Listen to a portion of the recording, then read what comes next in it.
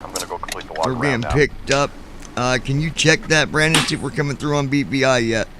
Not Blue Sky, but BVI. Yes, I will. Let's see if my phone actually acts right. We're just doing a test here. Well, I'm doing a flight, but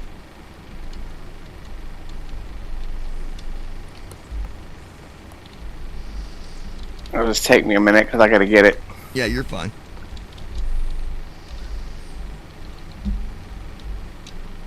Whoops.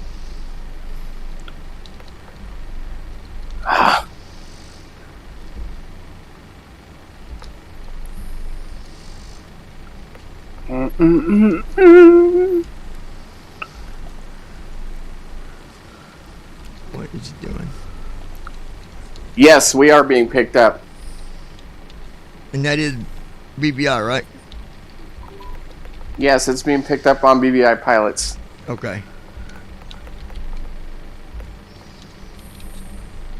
Yes, we are being picked up. Whoa.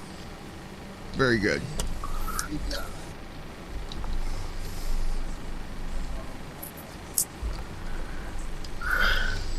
Four left.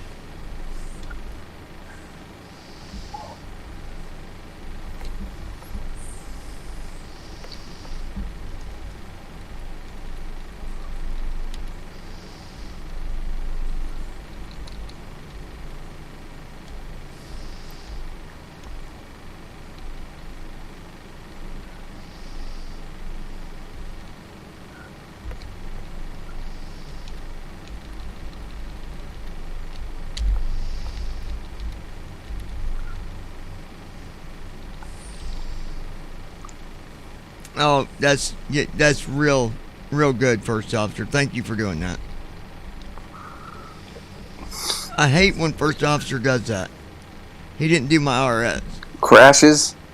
No. Ah! Oh, no. So I'm going to have to do this. We'll just go cold and dark.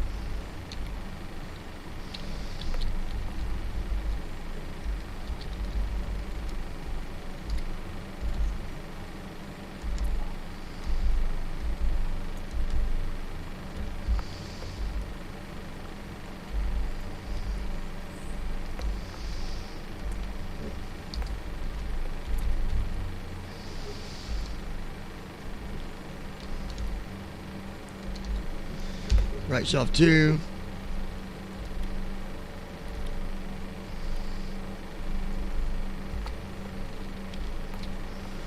I'm just going to shut down. Go back to cold and dark here. That's a good idea. Best way to do it. So let's talk about why you guys have not seen me on BVI for a week. We're going to talk about that now. Because I really didn't talk about it. And it wasn't nothing that we did like bad. But I'll tell you this. You've got to be really careful when you are streaming on YouTube. You just got to. And there's nothing really, that you can do to get around things because they have an automated system. So what happened? What was the real deal? What happened? All I can do is guess, but I can tell you what it's based on. We got a strike based on copyright. Now, it could have been where there was music in the background. It could have came from one of the safety messages. The problem is when it struck it, it also deleted it. Well, how can you watch it to review what went wrong if they delete it? They should not delete it. They should just make it unavailable for being online. So, when you're streaming on YouTube, folks, be careful. Same thing on Twitch. Yeah, Twitch as well. I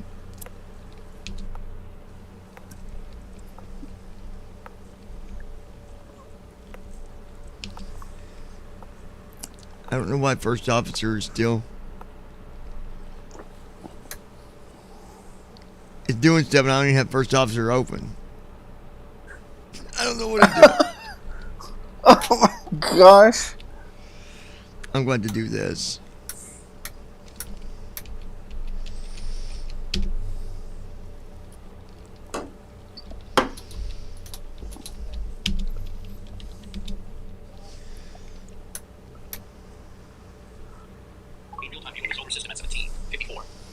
All right, we did it.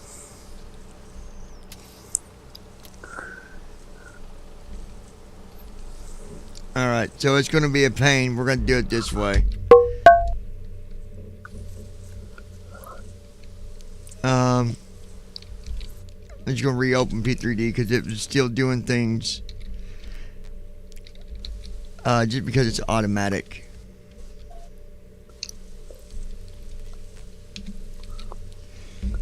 That was just audio files. Okay, so let's just... but anyway, yeah, be careful when you stream. Make sure there's no... The big thing is music. Make sure there's no music. And when you do have audio you want to share, make sure that it's not copyright protected. And there's a lot of stuff you can get on YouTube that you can use. Anything you download from YouTube, like the library stuff, you can use all that stuff, but just be careful.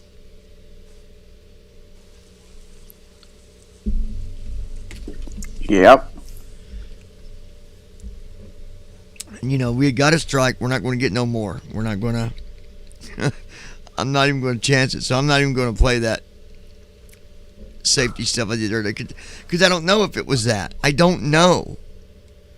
Because there is some music in that when they're doing the safety message. It's got music in the background. And that very well could have been it. I don't know. There's no way to know.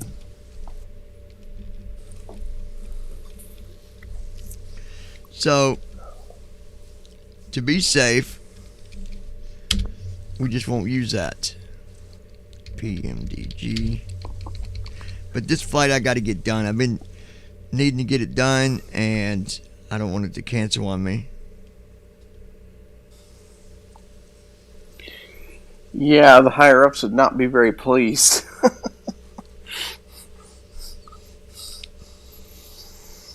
Well, I done talked to Declan, so he knows I had to redo it. I mean, things happen with simming, and there's nothing you can do about it. Yeah. All right, here we go. We'll change the airport. I can tell you now that it is rainy at JFK, so just get ready for that. Which I'm not surprised about.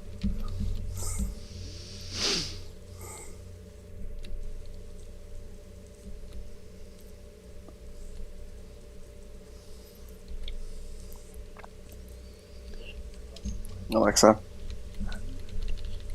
enable airport reader. Okay, here's Dave's airport meter and time. Go to gate 10. Alexa, get Daytona. Daytona Beach Airport. Automated weather observation 2353 Zulu. Wind 200 true at 7. Visibility 10. Sky condition few cloud 7. We have quite a bit of cloud cover here at JFK. I'm talking from 800 You're feet going to be good at and up. Daytona for landing. Your sky's clear and your winds are good. Oh, good. We'll be all right at JFK. We just got to get pretty much above 33,000 feet. Well, from 10,000 to 30,000, we're good. You need to stop the engines to request ground But services. the first 10,000 were,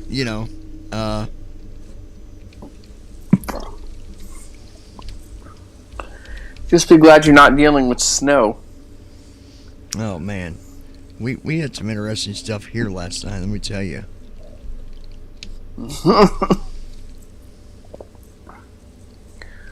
I bet you did.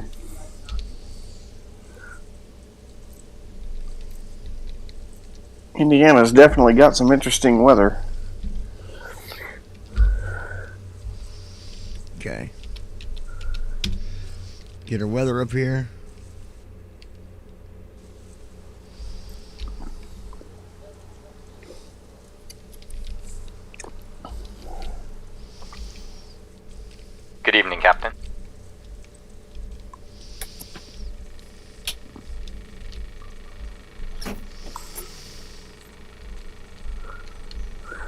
All right, so we got everything.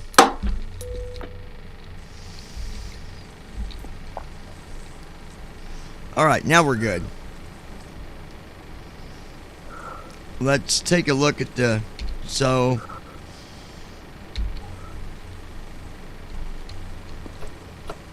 that was weird.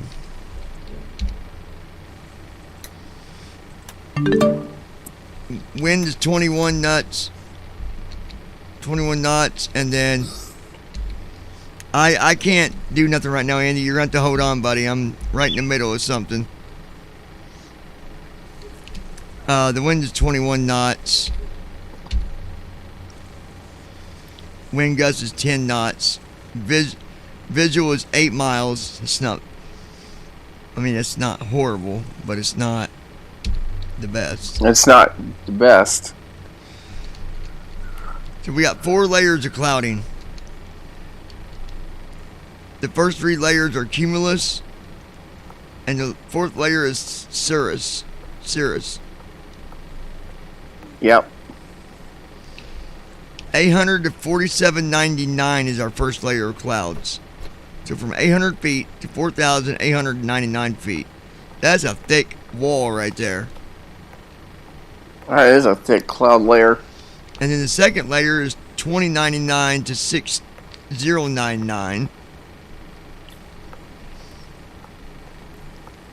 Third layer is 4099 to 8999. So we're not going to be out of this stuff until we're at 10,000. Then we'll be clear for a little while. And depending on how far out them clouds go, we'll run into more clouds around 32,000 feet to 33,000 feet. So, yep. Really cool feature that Andy's got here.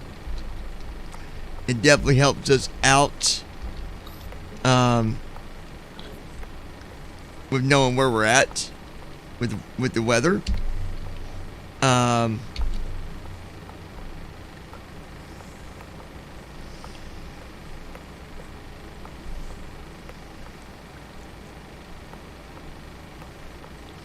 Turbulence is heavy.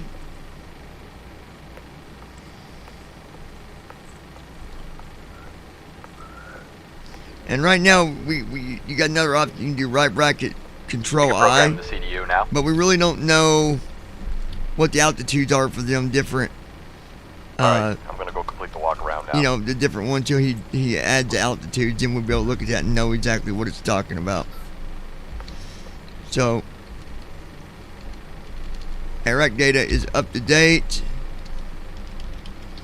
KJFK.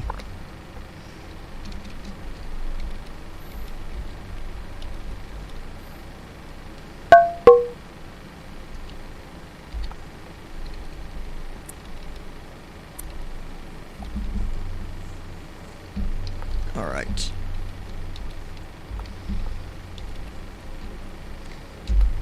Four left. All right. Our departure is done.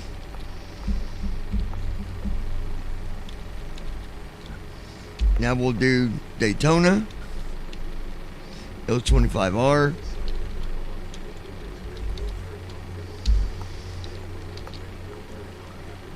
Oh no. That's not. No, that's my other computer. No. I was like, oh no. Okay, so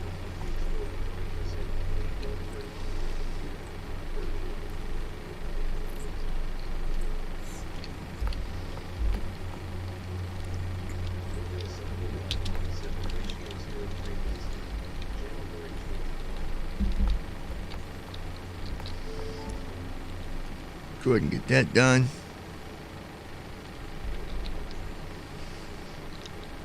Alright, let's go back over here to leg pay.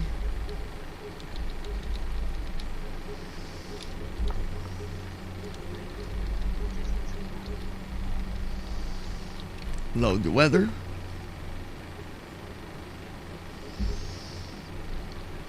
There we go. Weather's done.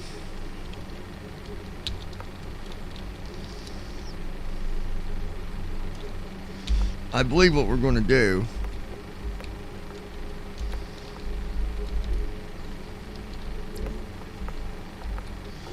We're going to do flaps 10.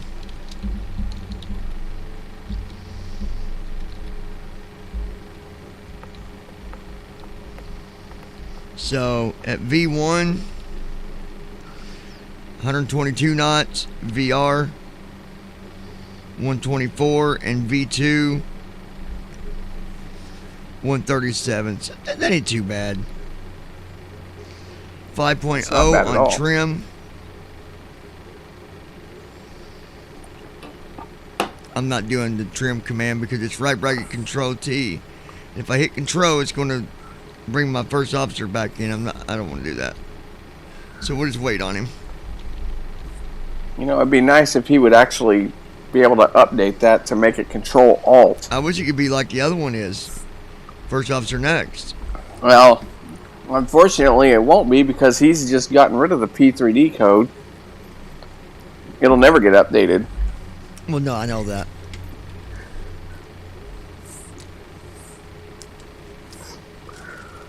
I've talked to some people about that, and it's not just me that's not happy about that. Now you got some that might be all about 2020 100%, and that's fine if you are. But you know, at the end of the day, P3D is professional and 2020 is not. That's the. Me and George were talking about that. And he said that's the reality of it. P3D is professional. It is a professional simulator. It's not 2020 that they call a game. So, which I'm not saying that makes it bad because it's not. But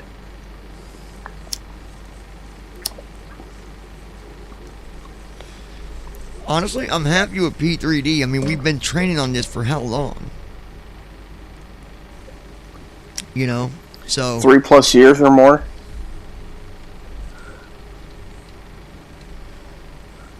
Man, I can't grab you, Andy. If I hit control, it's gonna. Can I position him? Where is he? I'll grab him. He's in BVI pilots. Let me go grab him. I see him.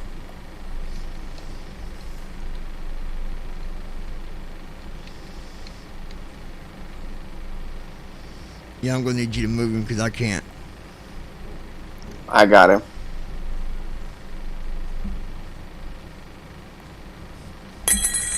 There we go.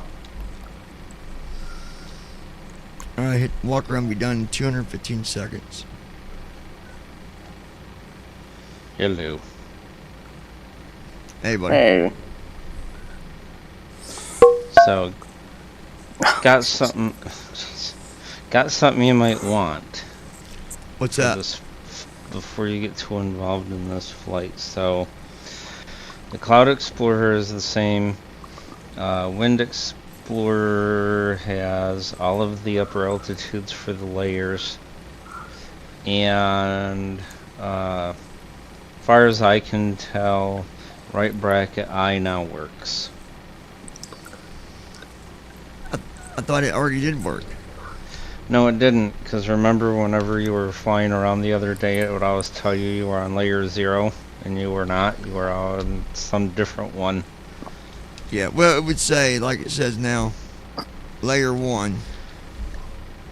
Yeah, which is not true, because layer 1 is usually surface layer, and that's like maybe half the height of your airplane's tires.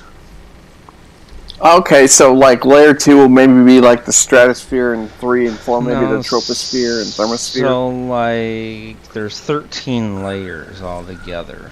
Hey, Google, And what is the wind at JFK Airport? Hey, Google, that's what is the wind at JFK Airport? At New York JFK, there's currently a 19-mile-per-hour wind blowing from the east.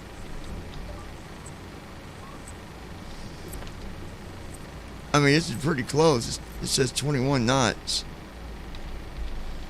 yeah, but see the thing is when I'm at JFK, and I pull up Wind Explorer, it says layer 2 is between 29 feet and 59.99 feet. Okay. Layer 3 ends at 8,800 feet. Layer 4 ends at 12,000 feet. I got you. So that's broken, because if you're at 1,400 feet and it says layer 0, it's way wrong.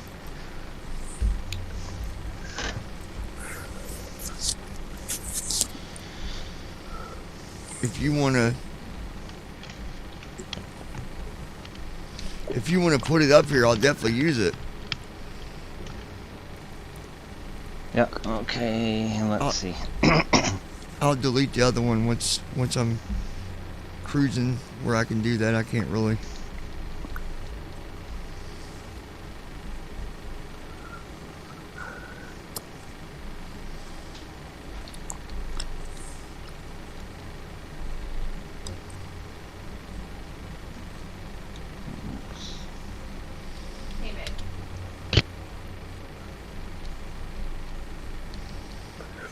Folks, I'm tuned in, but I'm going to pop out and grab me some dinner.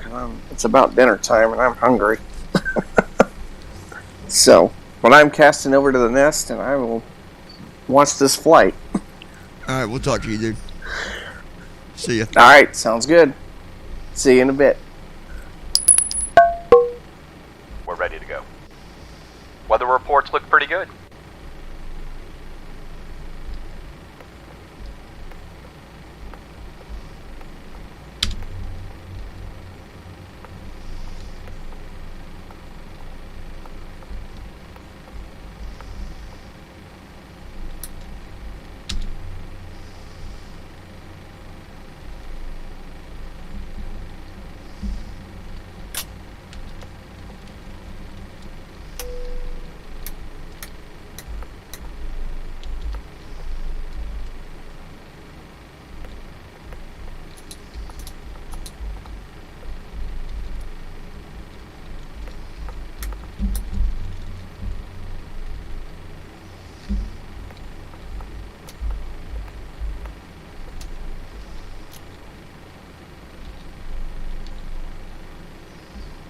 There we go.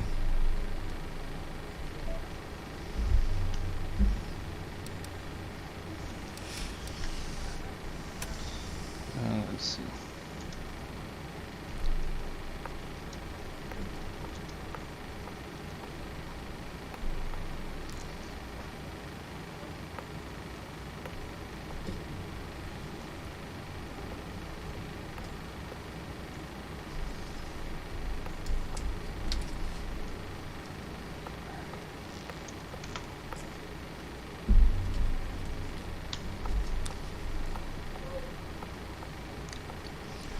I was on my other computer trying to fly with 2020, and on 2020 I keep on getting a GPS invalid message.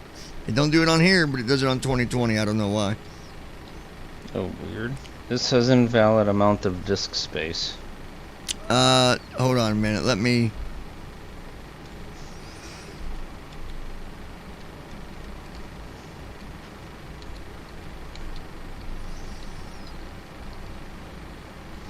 I'm gonna.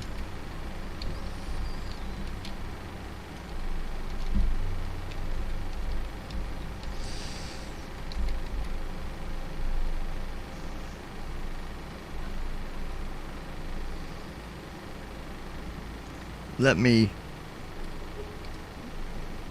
Hold on.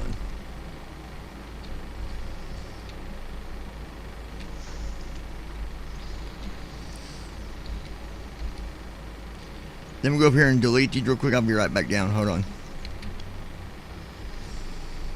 Well, no, I'm not here. Hold on.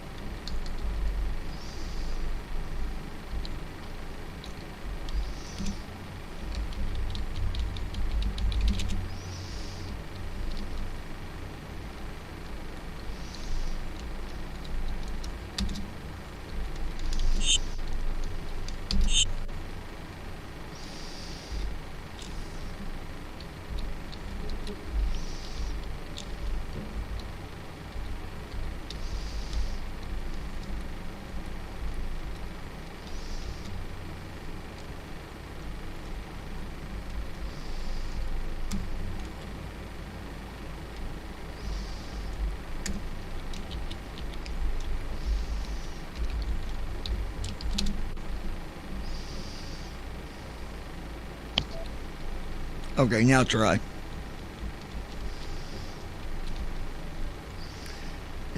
Oh, you know what? It might be because I know why. Let's go up to the hold on.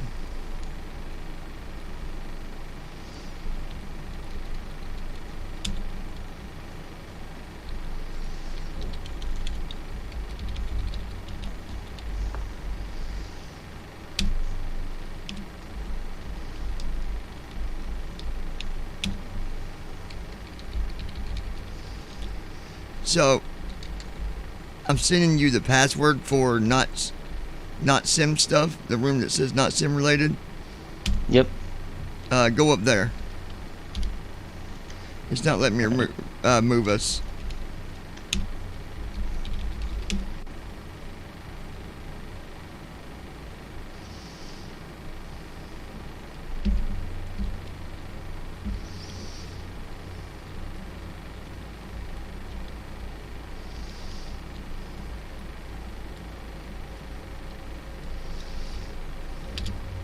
Pre-flight checklist. Oxygen. Tested. Guys, I'll get the Navigation, chat turned transfer, on and here in a display minute. switches. Normal and auto. Window heat. On. Pressurization mode selector. Auto. Flight instruments. Heading Alright, let's set. see. Altitude set. Parking brake. Set. Fuel control switches. Cut off. Checklist complete. Okay, chat is turned on. For those who might be watching. Door 1 is closed. And then once he sends that, I'm going to delete the one I got. Yeah, it's going now. Slow, but it's going. Okay.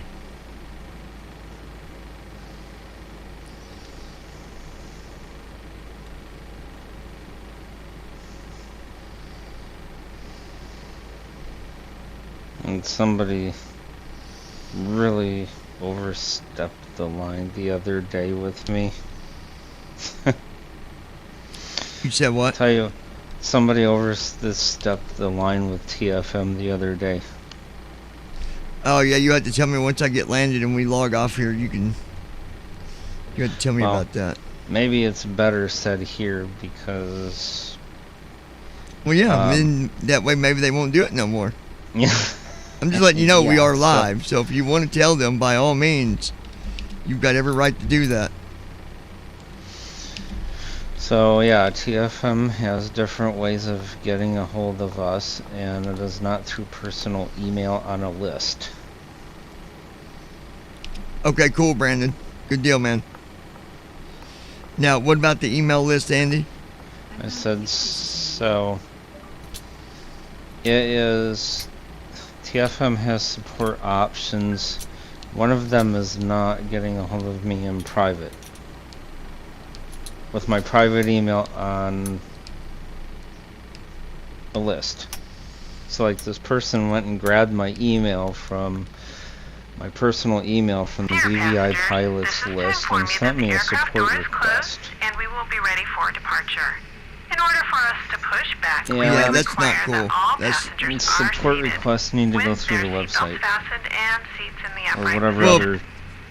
All and carry-on not luggage only is that, now but being it'd be either in like- overhead compartments or under the It'd be seat like in front of someone you. emailing me The to cabin my crew will private be passing email to make their final safety for checks before anything that's departure. got to do with any Thank work you. that I do, or what. You just don't do that. Private email is for private stuff, not, TFM. Right? And I had previously told this person what the regular support channels are, but they listened the first time they asked me, when I told them to go do something, but the second time they kind of didn't, because I told them what the support options were and they just decided to get a hold of me in private anyway. Wow. Before start checklist. Flight deck door. We're at 62%. Okay. Closed and locked. Fuel. 149er Yeah, 3 guys, pound. Check. If it's Passenger sim sign. related, On. MCP. V2 keep it 137 through the heading sim. 4 Like, 4 keep it through altitude TFM, 3 not- 8 0 0 0 You know, takeoff use speed. the support and all V1 that stuff. 1 Not 2 2 VR 1 2 4 V2 1 3 7 set CDU pre-flight completed rudder and People that are aileron trim making free and zero reports, taxi they go and on takeoff GitHub, briefing like we say, completed said anti-collision a long lights time ago on. when we first Checklist started complete. this, and quite a few times afterwards. Put it in GitHub, because if it's not there, chances are it never Boarding existed. requested. And if you do make a bug report, make sure it's something other than something like I press a hotkey and it doesn't work.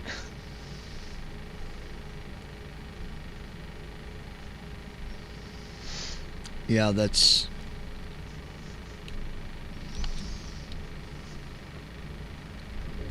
Not saying you can't go to other people and say, hey, look, do you guys have this problem too? Because if you do, let's make a bug report for it or whatever, but don't just go and say something like, oh, I press a key and it doesn't work. And after 5 or 6 people reply, you still just say, well, it don't work, just like I said before, it don't work.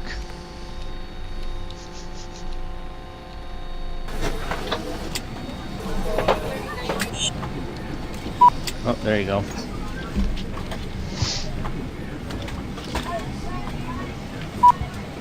yeah, that's crazy, man. So yeah, just go through the right channels and everything will be good.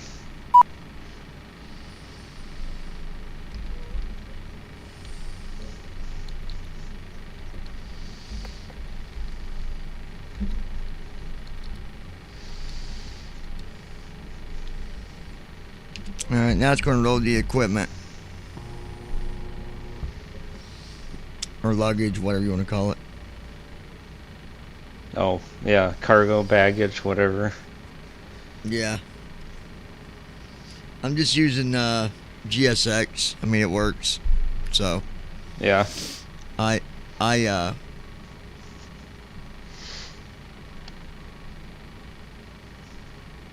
it's interesting because the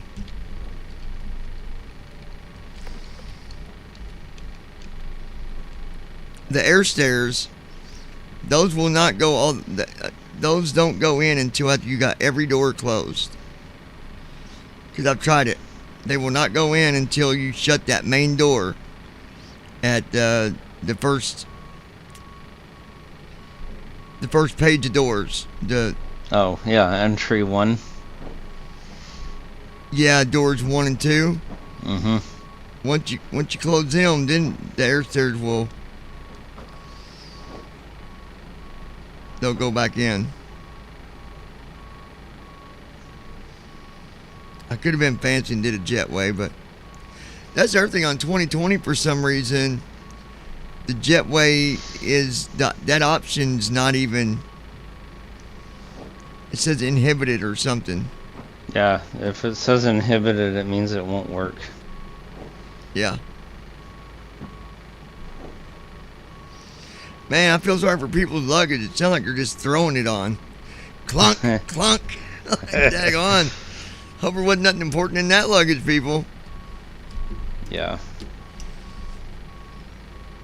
It's common the case. They just toss, toss, toss.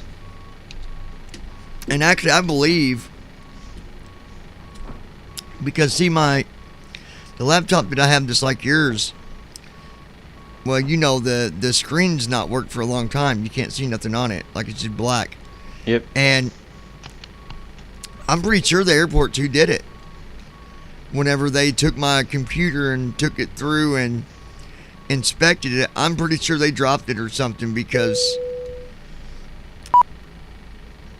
that's the only time I can think of anything happening.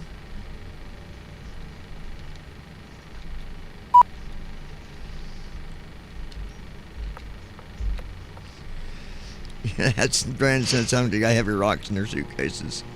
They got something.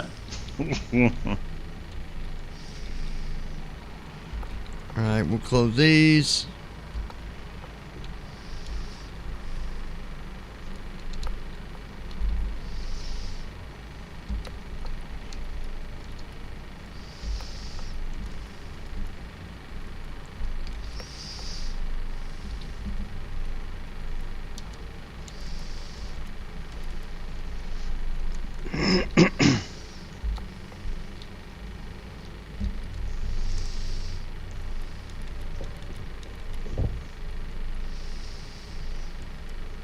Okay, yeah, that door, the air stair must retract automatically as soon as that door closes because I didn't have to retract it. Oh, yeah, I do. Never mind. There we go. Now it's retracting.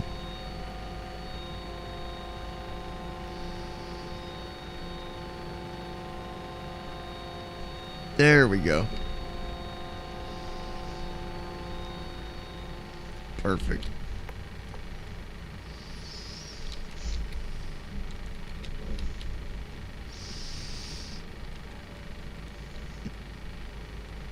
All right, prepare for pushback. The icing vehicles are coming now. Yep, we're doing de-icing. That's cool, you can do that.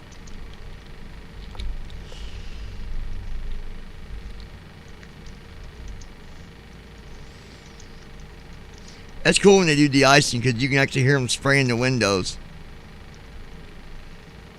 Pretty cool stuff. Oh, yeah. Hold on, did you say that was done? Or no? What was done?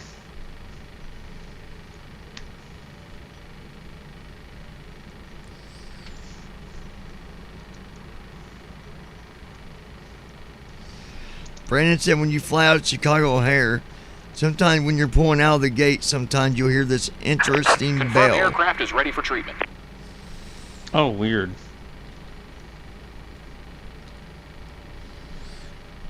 What is these different fluid types? I don't know which one's which. We'll just pick one.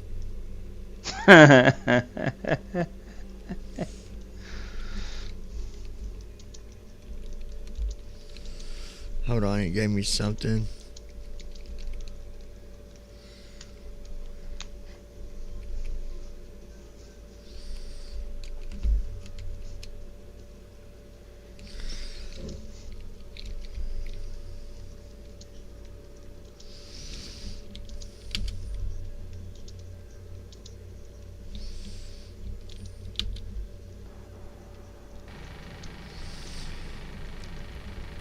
I got this message when I went to do the icing about something caching. I had to hit yes.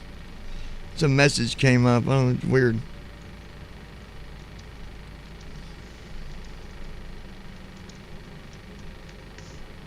Yeah, I don't know, Peyton. I think they're...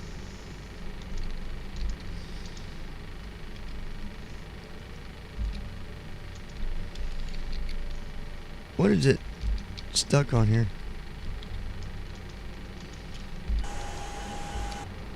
There we go.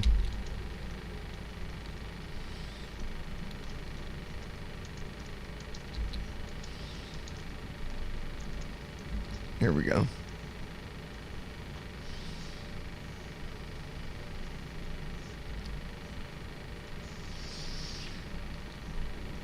I went to do the icing. They gave me a weird caching warning, Andy, and I had to hit yes or no. If I hit no, it came back up. So I had to hit yes. I don't know what that was about, but I have no idea.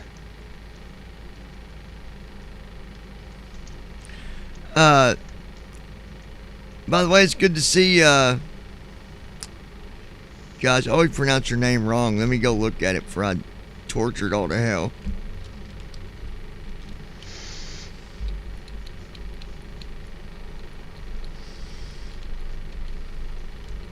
Ezra, that's right. Ezra, how you doing, buddy? Hey.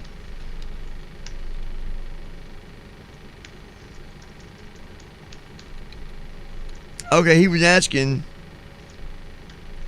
does GSX work at Austin International? Does it work at P3D?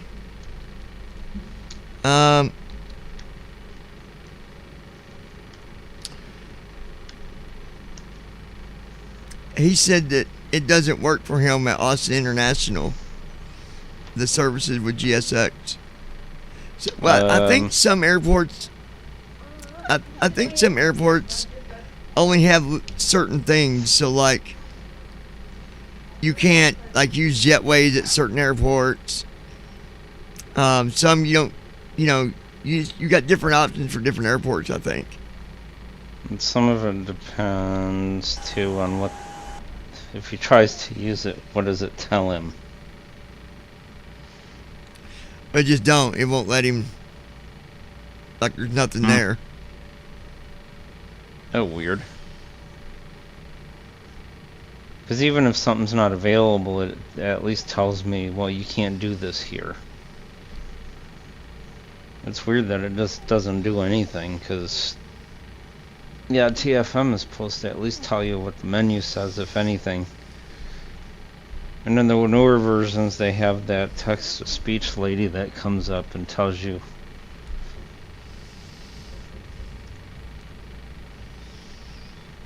And GSX. Mm-hmm. So like if I go put myself at a gate in P3D, you know how like if you use the default startup state that PMDG gives you, you're fully ready to take off while you're at a gate. And usually you'll come up with a ding, you need to shut off your engines to request ground services. And so that lady There we go. will Now usually we can tell you if there's an issue. Mm-hmm.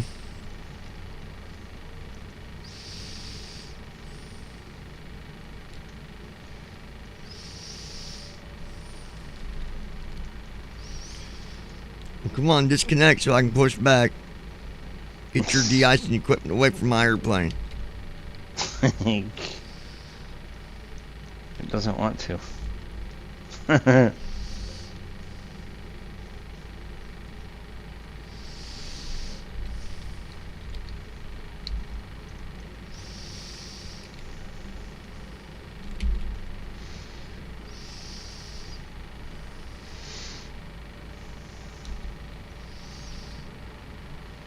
me do something here. It messed up on me.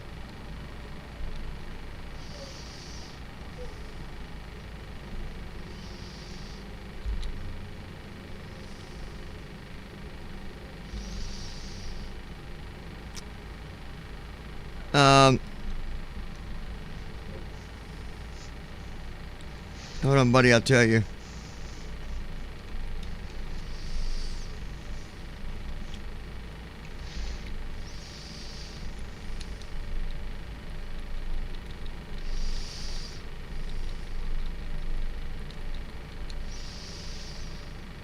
You can set GSX how fast you want it to board, Peyton.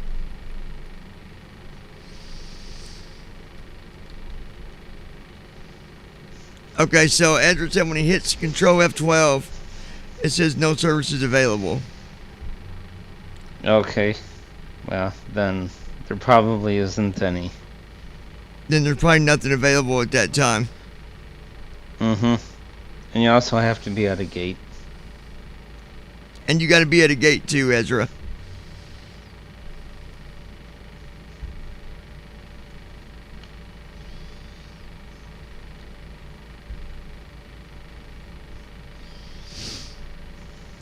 Come on, get over here and hook up to me. I think this cold weather's got these guys a little slow tonight.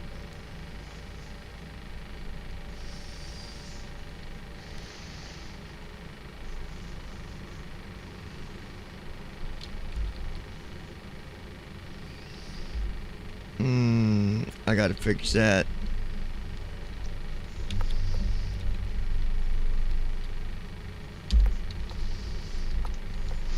Did you know that the airline sold, I think it was 2 or 3 44s?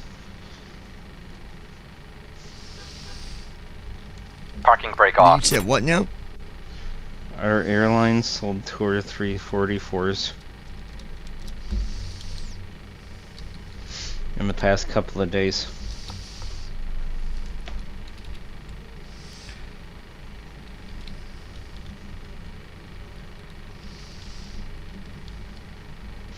Starting engine 2. Okay, now Andy, say that to me again. I had stuff going on in my ear. What about it? So our didn't get what airline you sold said. our airline sold a couple of 744s in the past couple of days. Oh yeah, well, Because we got plenty for just a few of us flying. Like, we had too many of them. Yeah, that makes sense. Cause there's like what 4 or 5 of them. There's 2 of them. Yeah, now. we got like, yeah, which There's is like- plenty. I mean, if we get more, then we'll buy more again. But I'm like, man, we're losing money here. But we actually sold them for more than what they usually go for. So whoever bought them, they didn't really care about the price, I guess. It works for me. Engine 2 cut out. Figure we'll show them what the inflation feels like. We'll add it to our Starting engine airline. 1. There you go. Better money in our pocket than theirs. That's right.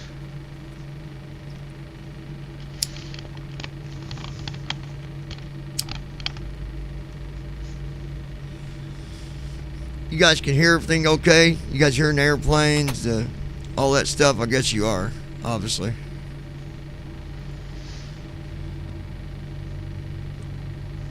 This won't be a super long flight, guys, but we do got some weather to get through here on takeoff. I got the flap set to 10 instead of 5. We're dealing with cloud cover from 800 feet up to 4,900. And then we got more clouds to deal with once we get up to 30,000. Just for a couple thousand feet. No Parking big brake deal. on.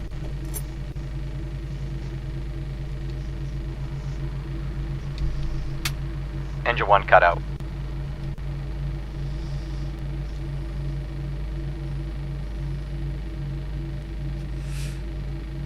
All engines stable.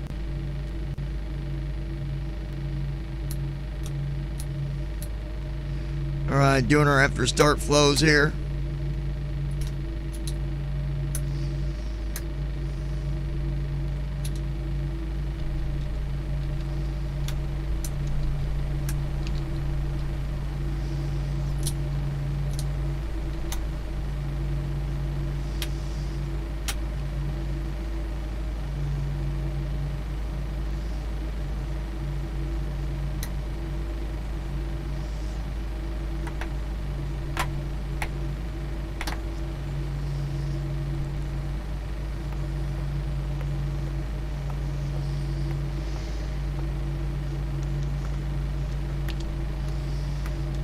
Alright.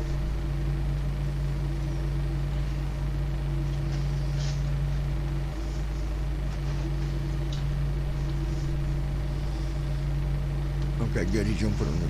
There we go. Flaps 10. Good deal.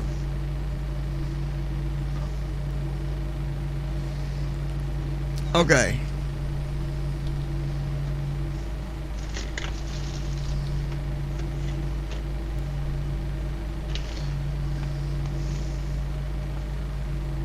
Taxi checklist.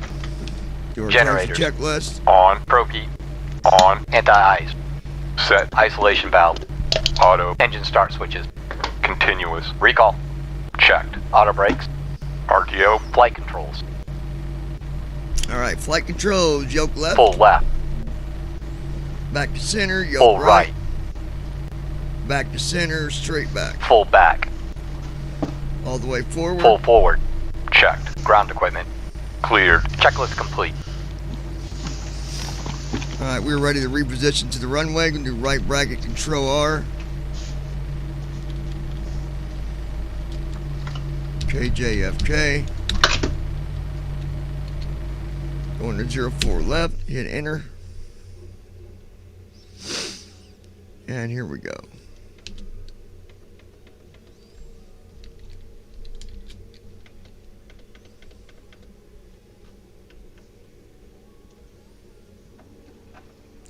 It's funny because while the sim's loading, we're already at the runway.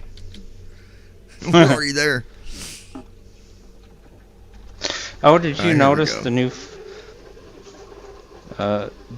If you look at the runway again, notice a small little subtle new feature in there.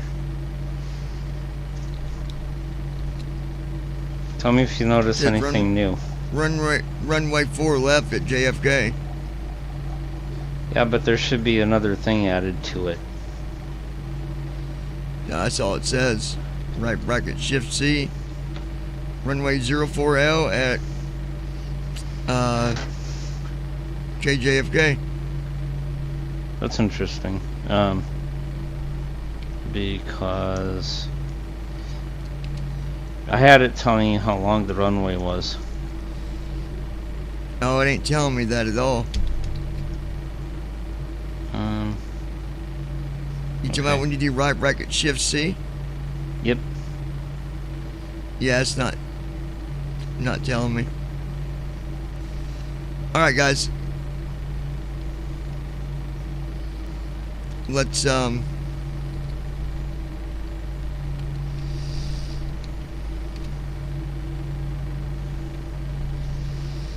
our FS Airlines.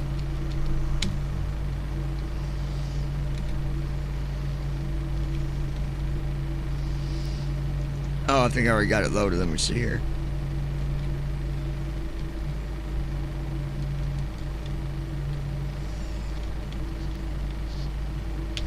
Go to fly. Fuel up. Fly.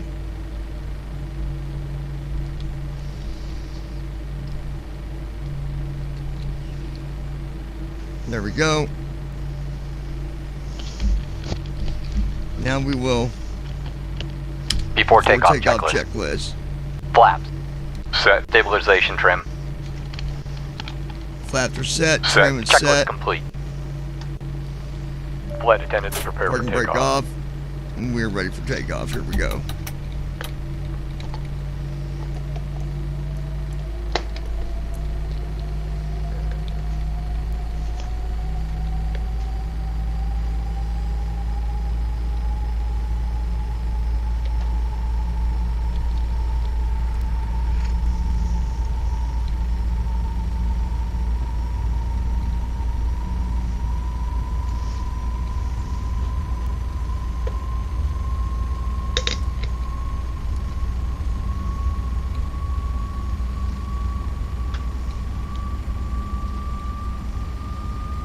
Speed alive. Checked.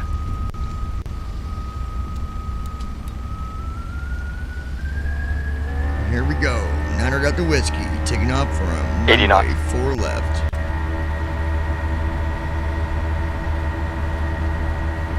V1. Rotate. V2.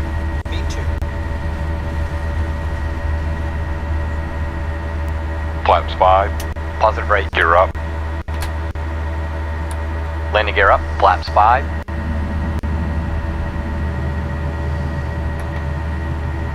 .400 feet. VNAV. LNAV. VNAV on.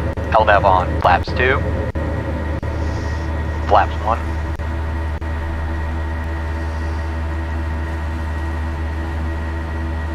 Autopilot. Flaps up. Command A on.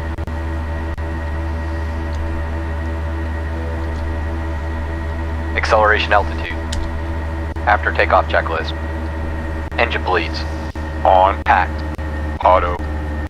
Landing gear. Up and off. Another Flat. beautiful takeoff, Up. folks. No That lights. was beautiful. Checklist complete. Nice takeoff. Real nice.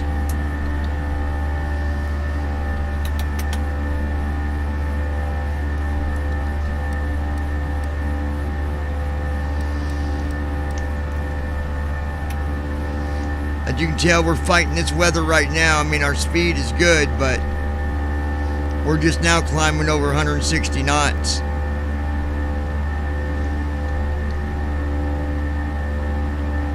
So it's really fighting getting through these clouds.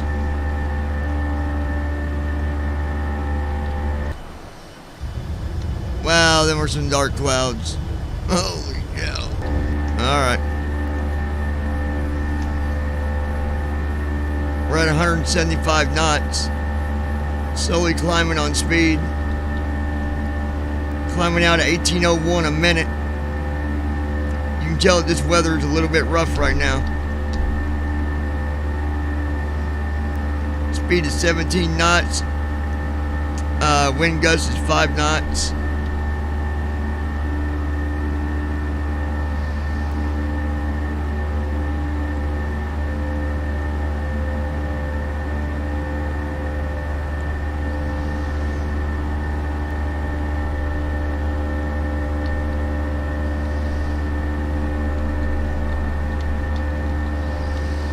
Let's take a look at our cloud layers here.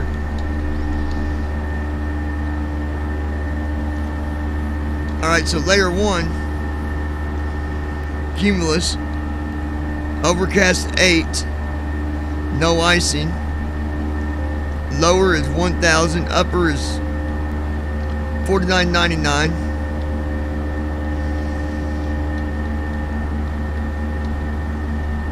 Looks like we got out of the rain on the first layer there. Layer 2, covered, scattered, no icing, 32,000. Upper is 33,000. No turbulence. So it looks like we climbed up out of the rain. I'll take that.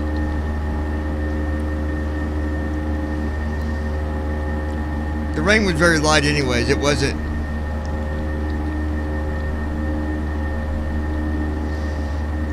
We're doing That'll good be on fun speed one. now, but I'll tell you, the climb out was really, it was a slow climb on speed. I mean, we went from 140 knots, and I mean, it just slowly, speed would just slowly raise on the throttle, so that's because all that wind and clouds and all that crap. Now we're in the clear skies, folks. Blue skies till we get up to about 31,000. Then we'll deal with about 1,000 feet in between of clouds. Climb up to 38,000. We'll be should be clear all the way there. Did you say that was done, Andy? Yeah, the one that I was going to give you is up here. Okay, let me grab it.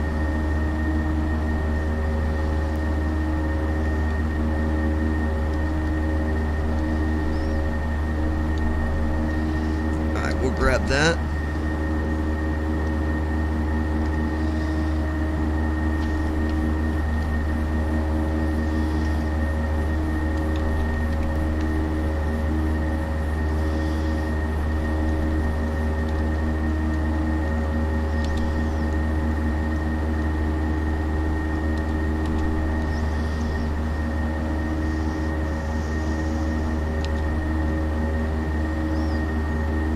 Alright, we're downloading that one now.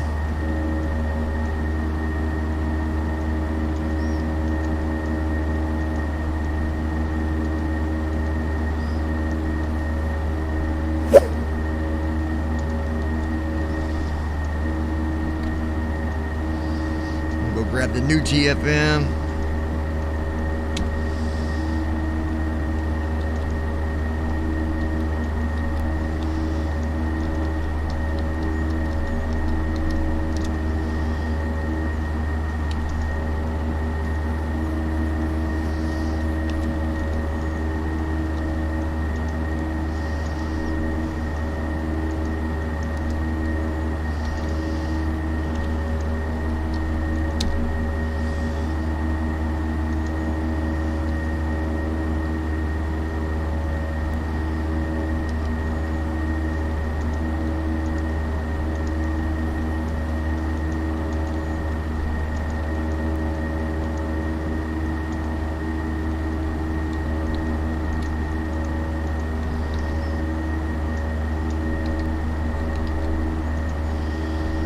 Let's see.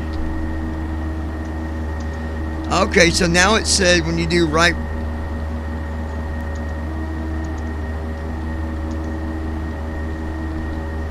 Hey, that's cool. It remembered my settings. So when I do right bracket I now, it says upper altitude 18,000. Transition altitude. Well, Check. no, not now. No, it says upper altitude. Yeah, 18,000. Well, daggone. I do it one time, it says 18. Next time, it says 23. Because you're climbing through the wind layers pretty quick. Yeah. That's why it does that. Speed is 19. We don't really have a way we can read that with our cursor, do we? Like, we just got to keep hitting it to read it, don't we? No, you should be able to go into speech history. How did you, I forget how to do that. What was the command for that? Right bracket, Control S.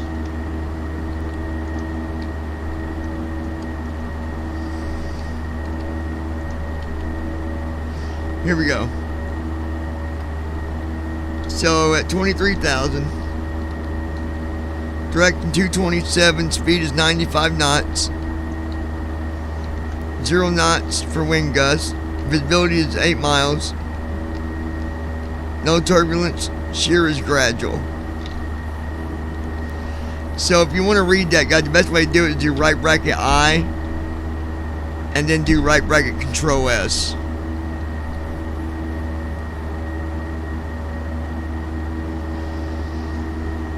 Now it's 103 knots on speed. So, you know.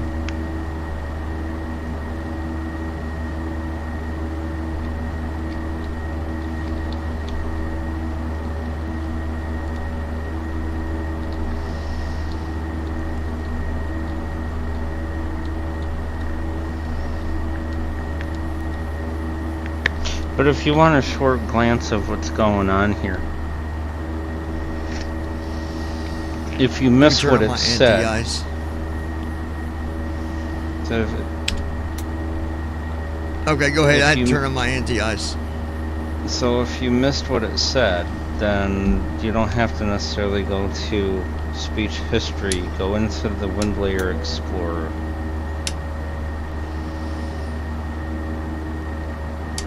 Go where? To the Windex layer, like right bracket Control I.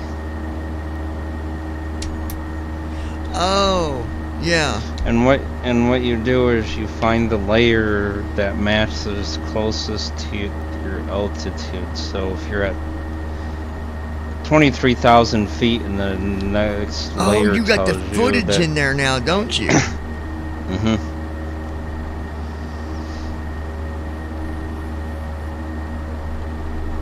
So if you're at 23,000 feet and the closest layer altitude is 24,000 feet, then that's the one you need to look at. Yeah, right here it's upper altitude, 23,000 feet. Direction's 237, speed is 112 knots. Oh my, visibility 3.23. Good thing we're climbing, huh? Holy cow.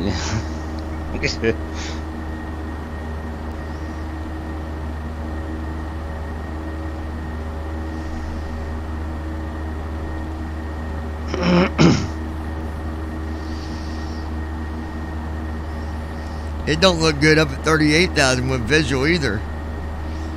Because I can go up to, that one's 30,000. Next one is 39,000 feet. But I bet you there's no visibility after 3 miles at 39. There's no visibility at 38. I'm almost betting.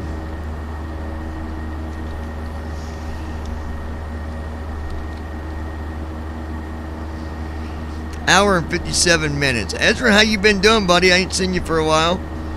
We were off of BVI for a week over whatever copyright thing that hit us. I don't know what it was, but we ain't gonna make that mistake again. Just gotta be careful, I guess. I think they should not just delete a video. They need to let you have a way to look at it. Because what's the point of doing a dispute if you don't know what it was? Oh, yeah.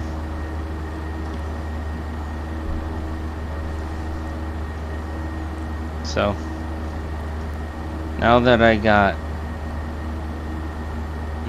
we fixed the right bracket I, then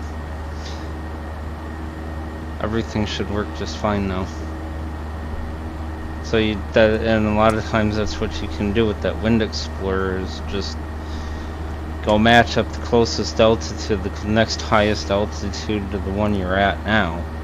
Yeah, like if And you're at that- 21,000, but the closest is 23, then 23 is probably going to be about accurate. Yep. So.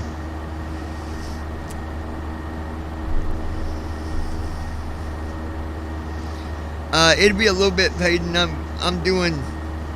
we're doing more than me just flying. Andy's doing some programming, and I'm doing some other stuff on the side of it, so I don't want to really have too much distraction. That's why I'm trying to talk to you guys while flying. But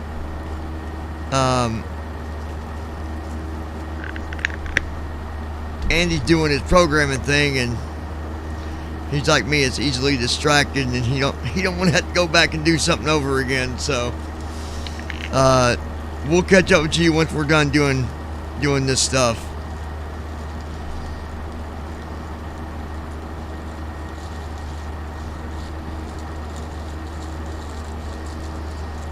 I just don't want to bring you in here and then me and Andy being quiet for a few minutes and you're like, well, why ain't nobody talking?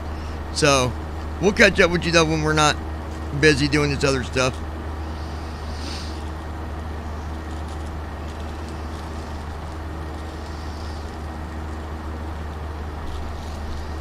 But I'll tell you what, Peyton, if you're telling me, and Andy's going to probably, Andy can weigh in on this.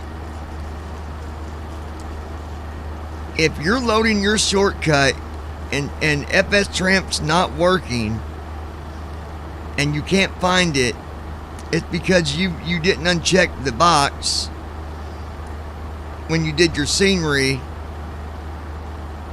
because you shouldn't have to hit Control F12 to see Tramp. You've got the other version. You got the version where it's not connected like that. So I don't know why you're having to do Control F12 to get your window to come up, because it shouldn't do that. Yeah, it's not supposed to if you have 8.4 or earlier. As long as you got Even 8.4 or earlier, like Yeah, well, or even 8. 8. Yeah, 8.4. Yeah, even 8.52 would still let you have it outside the sim window, but anything after that, he's requiring P3D users to put it inside the sim window. So if you have anything earlier than 8.52 and it's set up right, you shouldn't have to press Control F12 or whatever to get it to show up. It should just be in your Alt Tab sequence somewhere.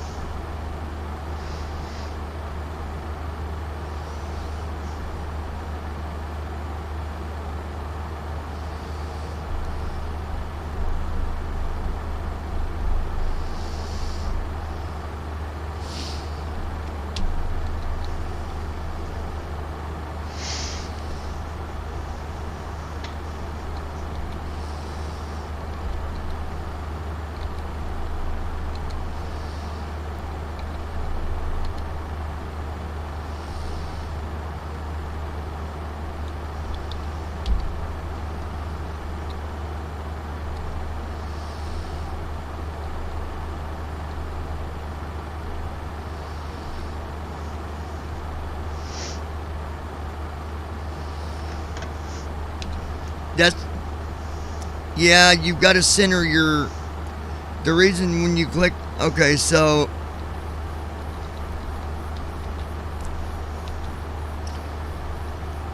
the one thing you need to do is when you load FS Tramp, you got to center it, which is it's Windows up arrow, Windows then Windows up arrow, left arrow, and then Windows left arrow, and that's gonna align it for you so that the cursor can read it the right way. That's why when you clicked on file, it wouldn't open, because it wasn't centered. So again, open FS Tramp, do Windows up arrow, Windows left arrow, and then you should be good.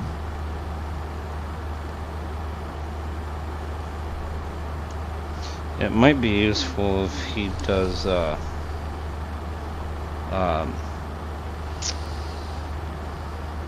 what the heck are they called? The golden cursor thingies. I forgot what the NVDA calls them. Oh, the I know they're like hotspot clicker and JAWS, but it's an NVDA thing. Oh, yeah, it's called, yeah, the add-on's create you a called golden yeah, cursor the- set. Yeah. create a oh gosh, a golden cursor key. So when you click it, it just puts you there. Yeah, because like you could do like if you're in the tramp window, you could do like Control P and it'll click the plan menu, or you could do Control T and it'll click the tools menu and it'll just pop open. That way you don't have to worry about doing like NVDA screen review and pressing NVDA arrow keys to try and find it. It'll just So do on it this for you. laptop that I'm on now, I've got 12 cores, and the highest percentage being used right now is only 32%. Like, all of them's got a percentage, but no higher than 32%. Like, Yeah.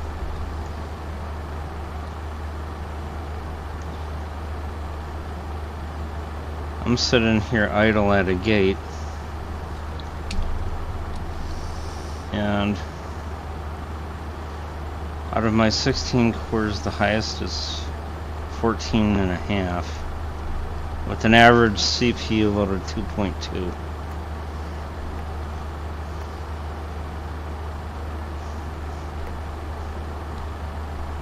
Oops.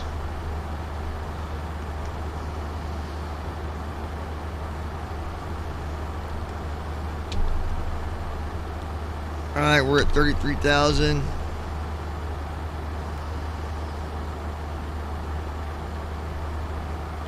Alright, visibility's getting a little bit better. It's 4 miles.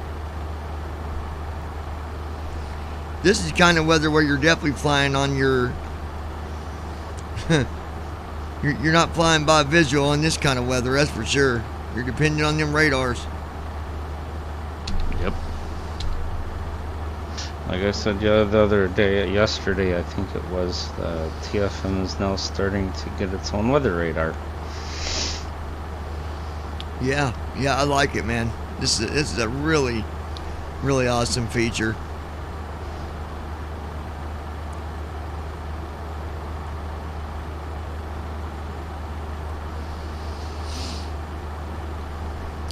I'm glad I decided to move that out to flaps 10 for takeoff, because I think we would have had problems. Probably.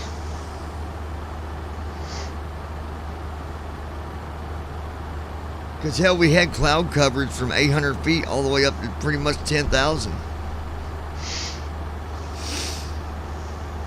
That's a big wall of clouds. Yep.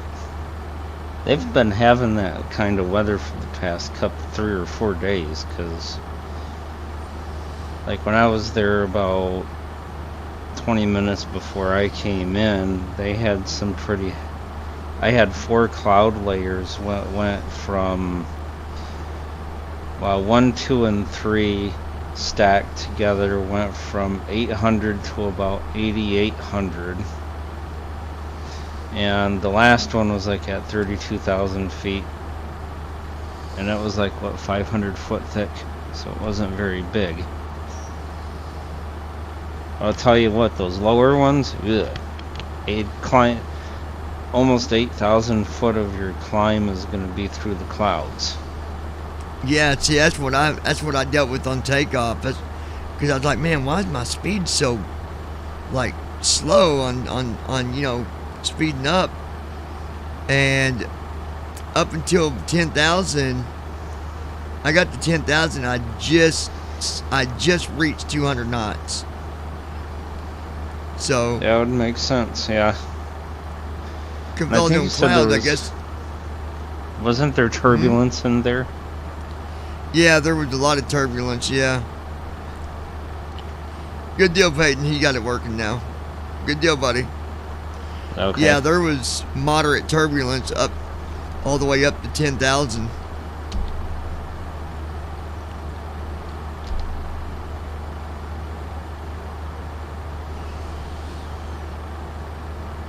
So speed right now, 39,000. Says upper altitude, 39,000.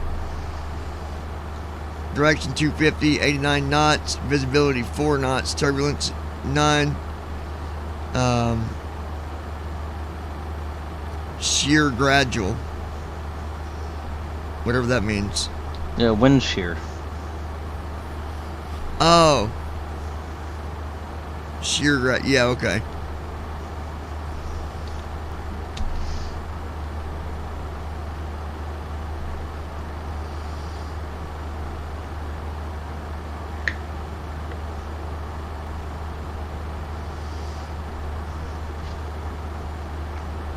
Pretty cool stuff.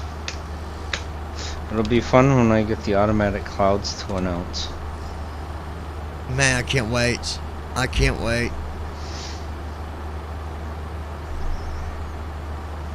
How's it going to know, though, when it's actually in the cloud?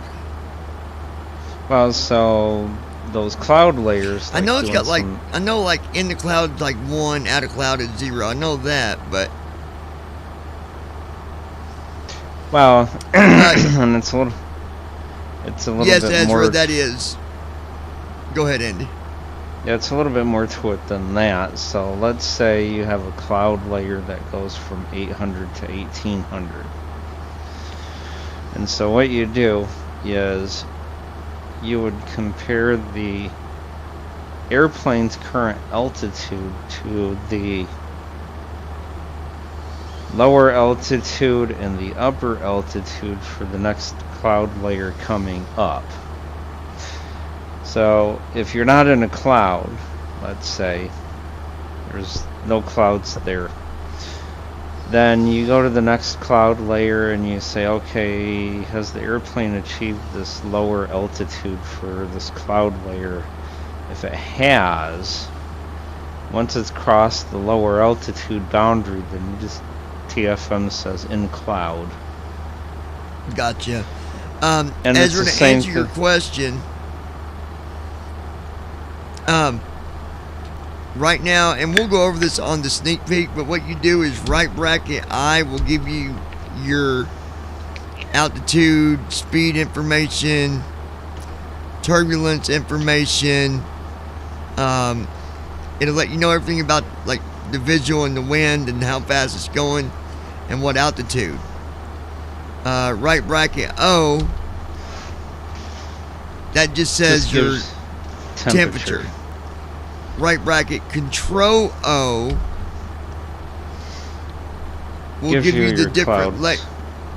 yeah, it gives you your clouds. So if there's 4 layers of clouds, when you do that, you'll have layer 1, layer 2, and like right here, when I do right bracket control O, it says layer 1 type cumulus, so it tells you what kind of cloud it is. Coverage overcast 8. I don't fully know what the 8 means. The 8 means, so there's 8 different levels of cloud coverage. 8 being the highest, 1 being the lowest. So 8 is so the this most. Yeah, 8 is the most severe cloud coverage you can get. So that's what that 8 means. Okay, so right here then it says coverage overcast 8. No icing. Then it says lower 1099, upper to 5098. So that means there's a lot of coverage right there, basically, right, Andy? Being it's an 8. That's a yeah. There's a lot of cloud coverage, but also the lower being 1,000 something, and the upper layer being, or the upper altitude of the cloud being 50 something. 100. From the flight deck again. Means you got 4,000 foot of cloud to You're go looking pretty through. good up here, so we're gonna go ahead and turn off Yeah. the seatbelt sign. And then However, we for got those of another you layer remaining here, in the seat, Ezra. Keep your seatbelts fastened. Layer 2. Turbulence is unpredictable. For now, though, just It's, sit back and enjoy the ride. We'll talk to you when we get closer Cirrus, to our destination. or Cirrus. No, this is scattered 3.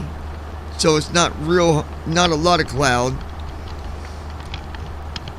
Lower's 32,000, upper's 33,000. No turbulence. no precipitation, precip rate very low. So basically, where we're at 37,000, we're in the clear right now. Apparently, I like your questions, Ezra. You got good questions. So Ezra said, "Is this for just active sky, or it is for anything?" Now, correct me if I'm wrong, Andy, because you're the developer here. But anything that will report the weather to your sim, it'll work with. Yep. So as long as whatever weather you're using, as long as it reports it. Yep. As long as it'll put weather into the sim, then this will pick it up.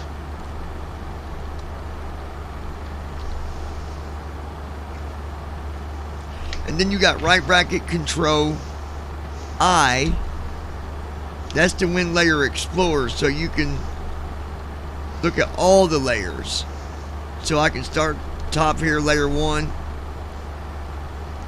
It says upper altitude 403 feet, direction 119, speed 12 knots, wind gust 5 knots, visibility 4.32, turbulence light, shear gradual.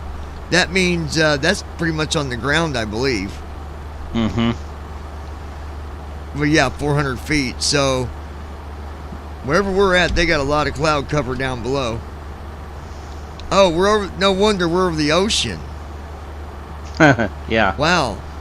Those clouds are going right down to the water pretty much. So you got layer 2, upper altitude, 1,607 feet, direction 165, speed 56 knots, wind gust 0, visibility 4.32.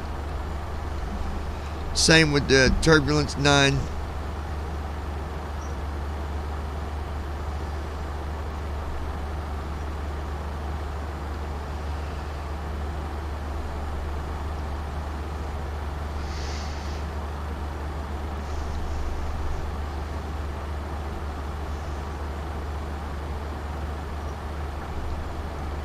Now I'm looking at where I'm at. So layer 11, upper altitude 39,000 feet, direction 252, speed is 65 knots, visibility is 4.32. I'd be closer to layer 11 because layer 10 is 30,000 and I'm at 38,000, so I think I'd go by that layer 11, right, Andy? Yeah, that's the idea, because you're in layer 11 now. And then you got layer 12, upper altitude 42,162, direction 254, speed 51. But if you look at visibility, it's the same thing, 4.32. So it looks like going across the ocean here, no matter where you're at, from what I'm seeing, visibility is 4 miles out. Yeah, that's not very good. No, it's not good at all. Good thing for collision warning. Yep. Shoot, man. And this now the other thing that not... we're going to see, Ezra, is Andy's going to be programming where it will tell you when you enter a cloud. So that'd be cool too. Yep. Hey, do you think we could maybe do some kind of onboard panel sound, like a unique digit, or you know what I mean, just something that could be recognized in case we're, you know, we don't hear, like we miss our readers saying it. I thought it'd be cool to have maybe like a low chime or something, not like a chime, like a door, like we already have, but something maybe like a pulsating type of, like a, I don't know, you know what I mean, like a. Oh yeah. I could probably send you some sounds. Give me some. That's my cup of tea right there. Yeah, give me some sounds that I can pick from. Okay. And we could probably put it in there, along with the, of course, speech output announcements. Yeah. Yeah. I just figured, because I know sometimes I think it's good to have them audible sounds because you might be doing something, reading or something like that, and you know you're on a different window, and all of a sudden you hear like a and you're like, oh yeah, I just entered the cloud. Not really that sound, but I'm just making an example. Mm-hmm. But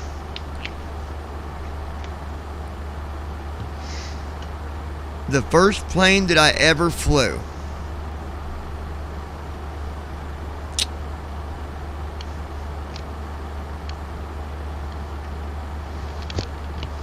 $737. Yeah, the TDS or whatever it's called. Yeah.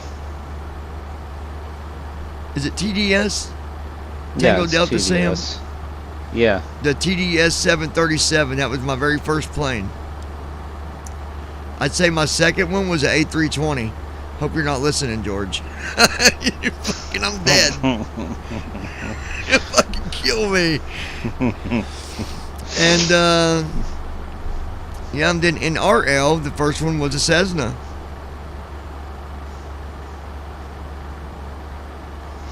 Yep. My first one, You know, let's see. My first one was the 320, the second one was the 37, and RL Skylane. You know, I noticed in the Bonanza in real life,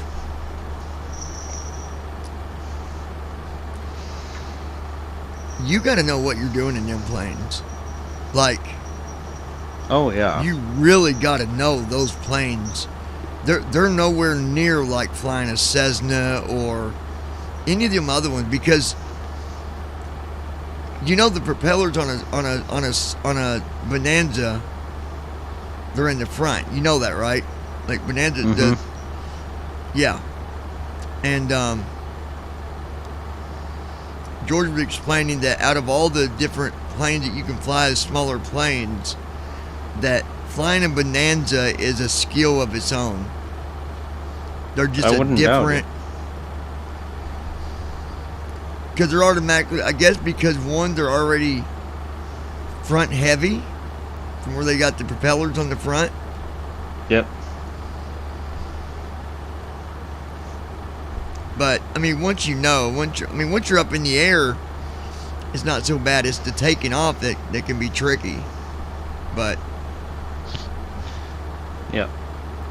Now, talking about older airplanes, I'll bring this up now for those people who are registering and going to Flight Sim Expo in July, or who might be considering going to it in July.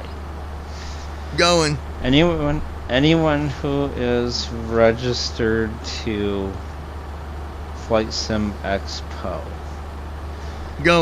not only do you get a tour of some of the old vintage airplanes, but you also get the chance to take a ride in one of the post-World War II Warbirds. that's awesome. Just thought I would throw that out there. And from what I was told from a few people, there could be some kind of fee connected to the airplane ride. There From what most I was told, likely is, yeah. Yeah. There most likely is an admission fee, but because they I mean, gotta as long they gotta as- cover the, yeah. yeah, they have to cover their maintenance and all that stuff. But I'm assuming if it's anything like what I've seen before out of different air museums, it's not gonna be like drastically expensive. Because the thing is, them older airplanes, some of them went on regular fuel. Yep.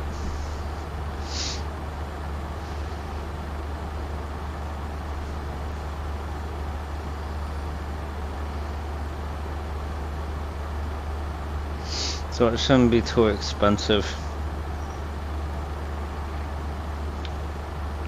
thinking maybe $50 per ride, but I mean, $50 for a ride is going to be worth it in one of them things. And depending on which one it is, some of them can hold quite a few people. Mm-hmm.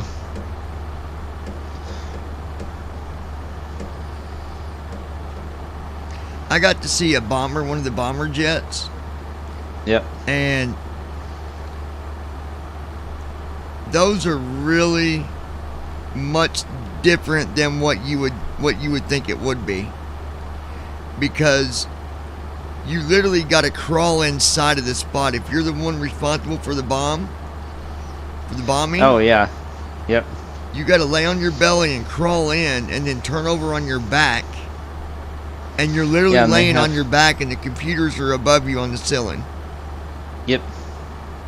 Yeah, it's like a little cross space, and then you flip over on your back, or when you get down inside the little cross space, then you lay down on your back and you do a army crawl on your back, to where you Yep. gotta go like sliding back, where it's sliding up to where the computer is, and you just lay And on when your you back. get back and- there, like, there's not enough room to sit up all the way. You can raise up a little bit, but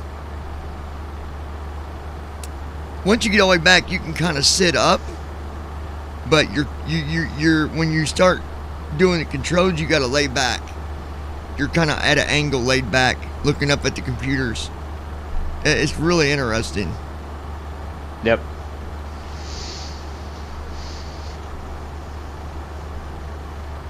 But I guess, if you think about it, them planes weren't super fast. So it's not like you're being thrown all over the place down there, That makes sense. Cause if it was like how fast some of the jets we have today are, you wouldn't be laying down like that. I guarantee it, man. You'd be sicker now. You'd be thrown all over the place. Let's do an update here, guys. See where we're at.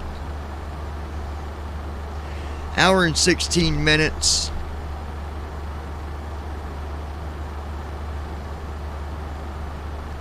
We have got very minimal visibility.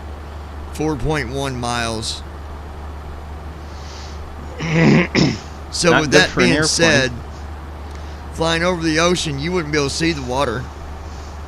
Nope. Because literally all you're seeing is clouds. Well, actually, now we're over Northampton. Let's check the weather again. We're over Northampton, Virginia. Yeah, so let's do right bracket control O. Alright, layer 1. Overcast is 8. Lower is 49.99. Upper is 89.99 to 4,000 to pretty much 9,000. Turbulence is light. Precip is none. Precip rate is very low. Then we got layer 2. Cirrus. Scattered 4, no icing. 39,300 to 39,500. So very thin clouds above me. I'm at 38,000. So if I would look at this, it looks like maybe we're flying out of it. Seems like it's a lot less than what it was. So we'll see. Yeah, well, it has rained here all day, so it would make sense why you have those big thick clouds. Because where you're at, you're probably, 30 or 40 miles north of where we are in real life. Yeah. So, Yeah. yeah, it's been raining here all day. And it's been Hold on cold one second. too. I'll be right back with you guys. I need to go check on something real quick, and I'll be right back with you fellas. So just hold on, Andy. I'll be right back. Yeah. I gotta run into the house here real quick.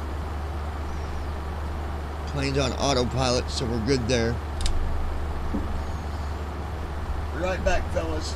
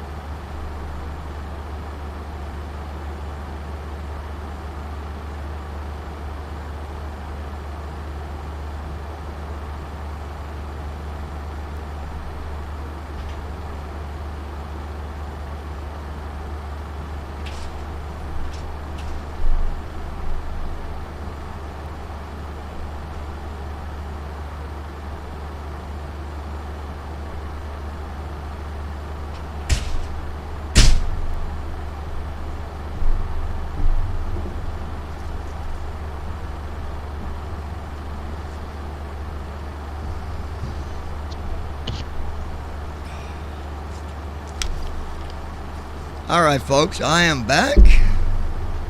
I'm here still. Check on our airplane here. 1 hour to go, and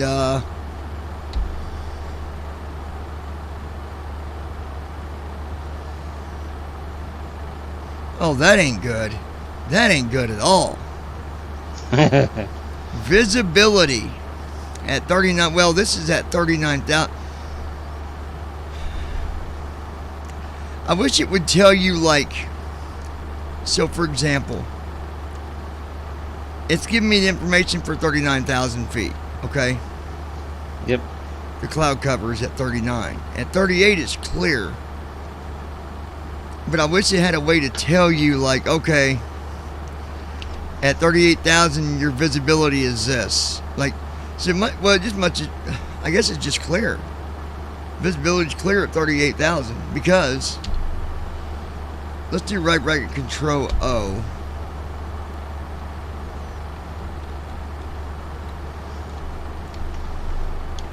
So layer 1, overcast 8, no icing, lower is 698, upper is 4698, so from 600, oh my gosh. Light turbulence, precipitation is very low. Layer 2 is cirrus, scattered 4, no icing, lower is 39,300, upper is 39,500. So that's where it's telling me my visibility is based on the 39,000. That's not really telling me that my visibility at 38,000 is only 3 miles, because it's probably more, I'd say. Right? Because there's no clouds there. The lower bounds of those clouds are 39,000, and you're at 38,000. I'm at 38,000. The lower is 39.3. So that visibility 3 miles, that's for that if you're at that altitude, right? So at 38,000, it's probably clear. I'm guessing it's clear because there's no information about 38,000. Like from 39 or 38,000 down to 34,000 would be clear, because remember there's 33. Well, no, 33,000 wasn't showing now, but anyway, we're at 38,000, so it's clear there. But wow, the ground down below though, 600 to 4, almost 5,000 feet, visibility of 3.4. That ain't good. That's in Martin, North Carolina. I bet you ain't no, you won't see no little planes flying today, folks. Not in that, you wouldn't. Probably not. I wouldn't think. I mean, I wouldn't think. I don't know for sure, but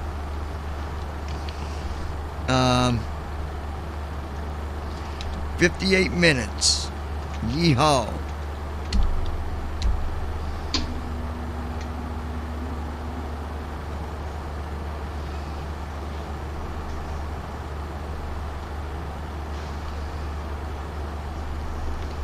So when I do control right eye, the first thing it tells me is layer 1, upper altitude, 416 feet.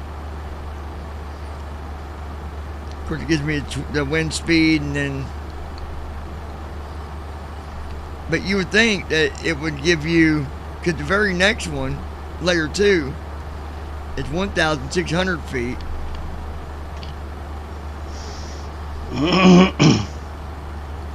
Visibility is 8 miles.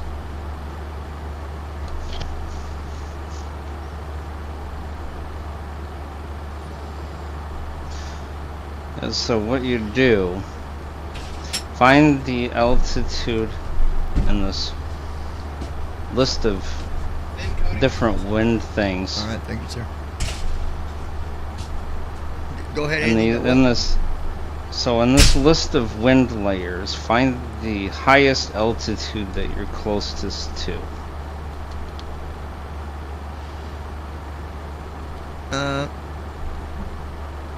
Right here.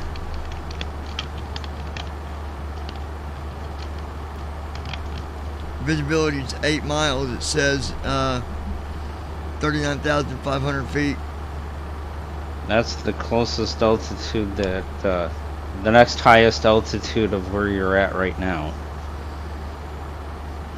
Oh, for like a clear. Well, so like, what is your altitude now? 38,000. Okay, what's the next highest altitude in the list? That is 38,000 or higher. Layer 11, which is 39,500. Okay, so what is the higher? What's the altitude for layer 10?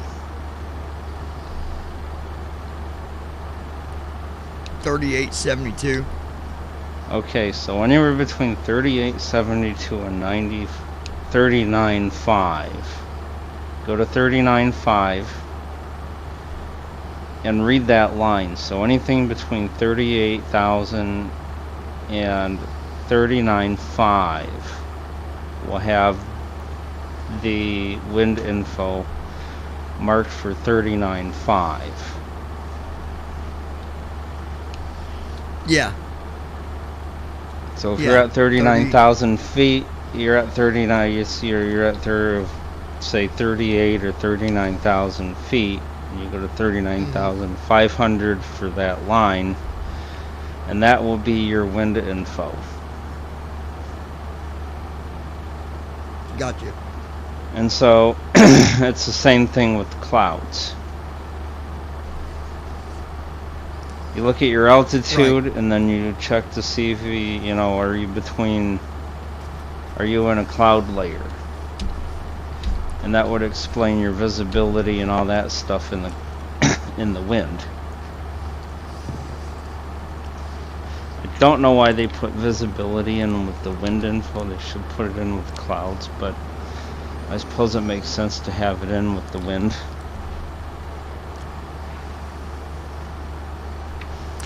Well, and I think that usually if you do a flight plan on SimBrief, it's probably going to give you the best altitude based on weather, distance, Yep. fuel. Yeah, it'll consider all that stuff. So my son, his friend that lives here with us, he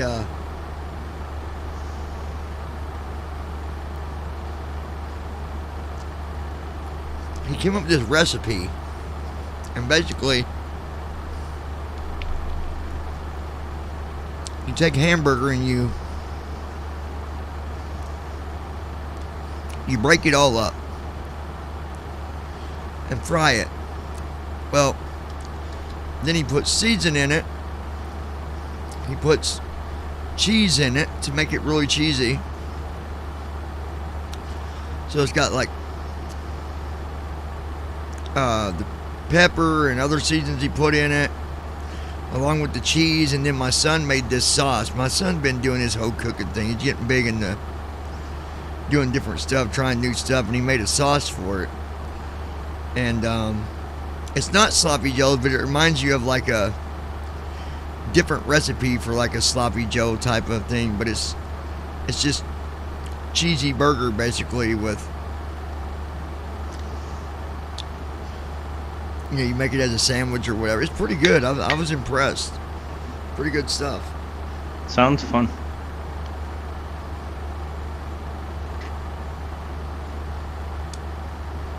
And my son made a sauce for the bread, which is ketchup, mustard,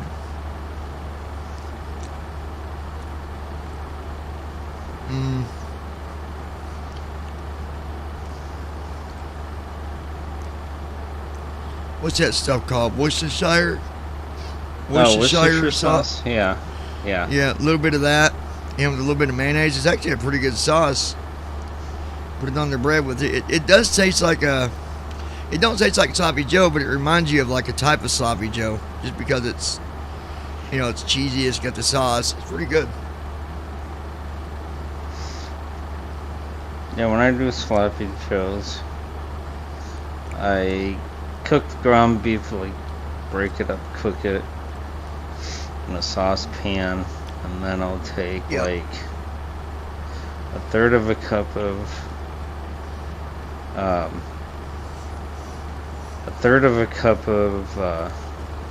ketchup, quarter of a cup of mustard, and I will cook that down. And then once that's cooked down, then I'll take about half a cup of brown sugar and cook that up and on low heat so it don't burn. And there you go. Just put it on burger buns or whatever. Oh yeah, that sounds pretty good. I do very similar to that. Only I do the same thing that you do, but I add.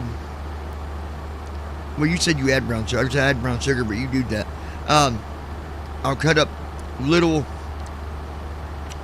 dices of pepper, like pepper. You know, like the peppers. Oh yeah. Not hot Yep. peppers, but like the, the other. Yeah, green pepper. Yeah, put some of them in with it, and man, it's good with and without the peppers. I've tried it both ways. I think the pepper gives it a little bit more of a. I don't know. You really can't taste the peppers, really, but it's good. Yeah, that's the best way to make a homemade sloppy Joe sauce. I mean, same thing as what's in the can, pretty much. Mm-hmm. At least I know what's in it. Yeah. That's like Big Mac sauce. That's not hard to figure out neither. Yeah. And I can make killer burritos better than Taco Big Bell Mac could sauce any day. has got that one stuff in it. That salad dressing. Is it Ranch? Thousand Islands? No. Yeah, No. Thousand Island. Thousand Islands, I think. Yeah. Along with, I don't know what else, but you could probably look up them. It's funny because I remember one time I'd said something when I was in the McDonald's. I said, "What is this sauce? How's that sauce made?" And the guy's like, "Oh, that's a McDonald's trade. We can't tell you that." And then I go on Google and it's got the whole. I forget what it is, but you go on Google, you can get the whole recipe of it. It's not hard to figure out.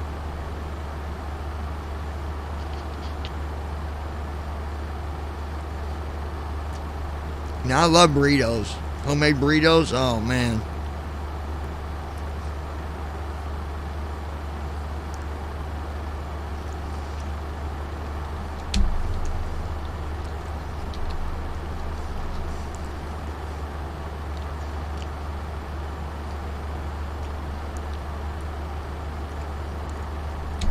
Not counting, you can do a lot of different recipes with burritos.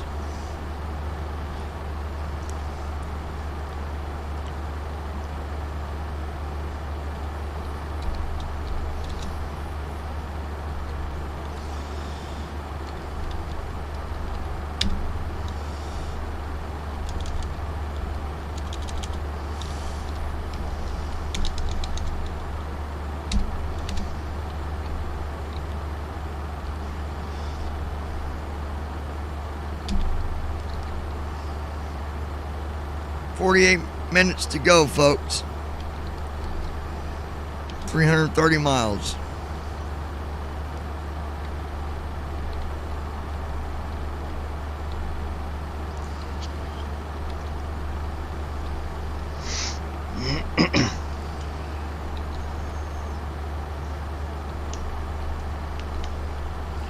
The most that I've seen is minus 3 feet a minute with turbulence, and that's it. Staying right at 0. It made me a liar. I went to minus 7, but right back to 0.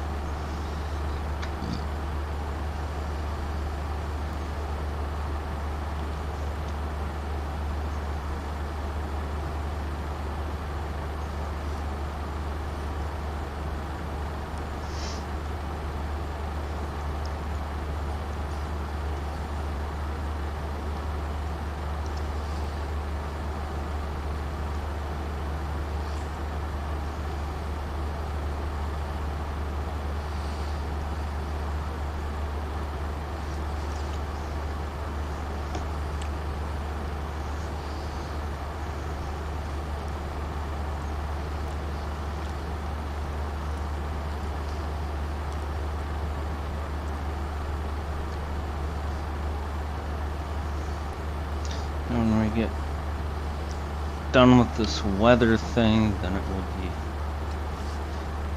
back to the 47. Yeah.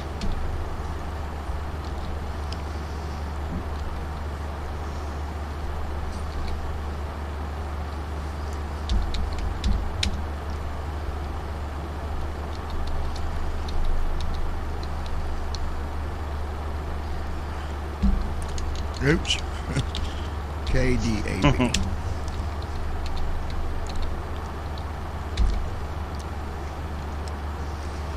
There we go. Go ahead and get our descent stuff taken care of and out of the way.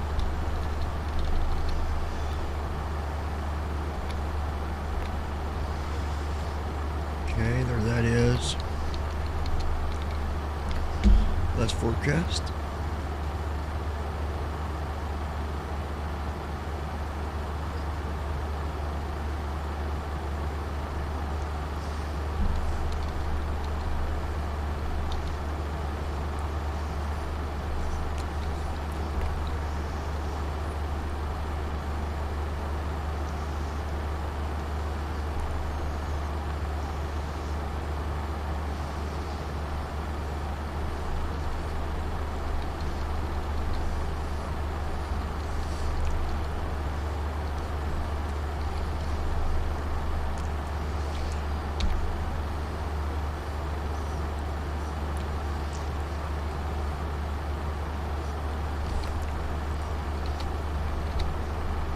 All right, there we go.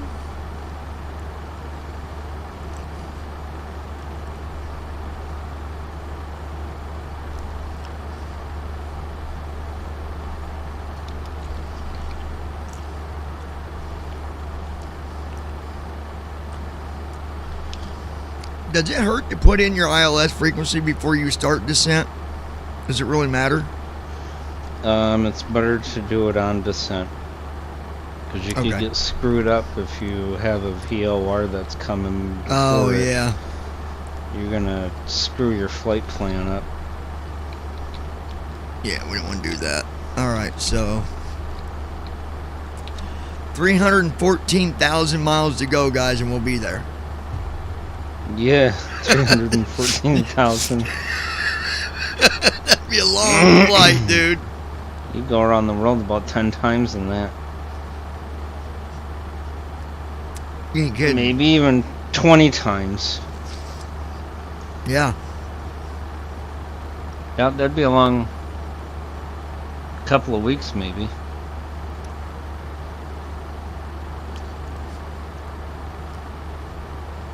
They were showing this thing on YouTube.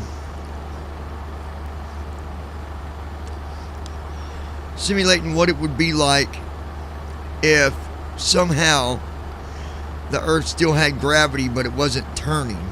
It was just in one solid state, you know, not moving at all. Oh, jeez. And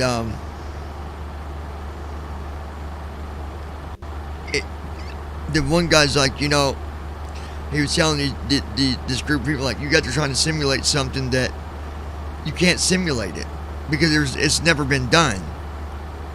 Simulate means that, you know, you're going to simulate the real thing, that it's done this before or that it's possible. That's not possible. You can't simulate the world not turning and come out with a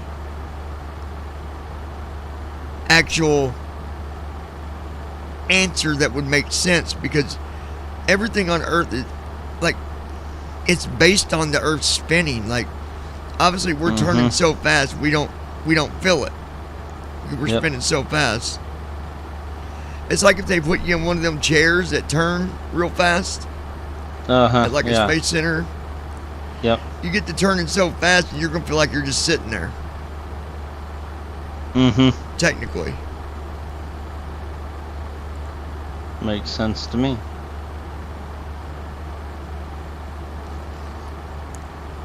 Or we could go off of what them other people was, you know, the ones that believed that, oh, the world's flat. Yeah. It sure is.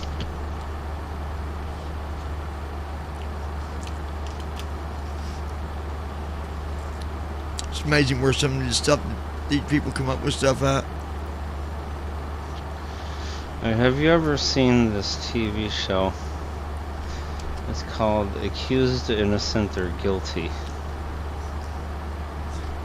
And I don't think so. so it's about people who get caught in these awkward positions that the law wants to try and prosecute them for things that are controversial in their court cases. So like an example is, there was this guy, he's married, has has 2 kids. You know, one's older and one's younger. And one day they had to go somewhere apparently for whatever reason. And so he got himself ready, and his wife was in the back bedroom in their apartment, standing there watching TV for a little bit. So he goes back there and he says it's time to go, because if we don't, we're going to be late. And she just goes off on him, grabs a baseball bat and starts swinging it at him and making a whole big huge commotion, and he's trying to get her to settle down and all this other kind of stuff and whatever. And he reaches behind the couch and grabs a pistol, puts it in his pocket. Tell Lois we will be landing here shortly. Wanted to let you know. Okay, go ahead. So he grabs a pistol from behind the couch, because one of the things about their apartment is they have weapons pretty much everywhere. Well, at least we're landing soon. Sorry about that. Or at least she had weapons pretty much everywhere. So he grabs a pistol from behind the couch, puts it in his pocket, and he's trying to defuse the issue here. And then he can't defuse the issue, and she's pointing at the door, pointing at him and everything else, and getting all agitated. And the next thing you know, he draws that pistol out and shoots her 3 times. Now, keep in mind, this whole thing was recorded on a video that their security system took. The whole entire incident from the very beginning, from when he walked into the bedroom to the time he shot her. But what the camera also caught was her pumping up full of drugs while he was not there earlier that morning. So he calls 911 and he's flipping out really bad and everything. Said, I don't know what I'm supposed to do. I just shot my wife 3 times in self-defense. This is what she was doing. And he just blurted the whole thing out to the 911 person. Caught on video and everything. Well, so the DA says this: you pulled the trigger, you're guilty. Obviously it's on a video, you admit it, you say you did it, you even say it's on video, we see it's on video, the news people even showed the video, so you definitely pulled the trigger, so you are guilty. And his lawyers are like, I don't think so. Okay, so maybe he pulled the trigger, but why did he pull the trigger is under the question. Right. So they were trying to say it was a matter of self-defense. Well, when they were doing their exploratory depositions and all this other kind of stuff, one thing the DEA sent over to them was a copy of the video that the security system took. And the whole incident was 45 minutes to an hour long.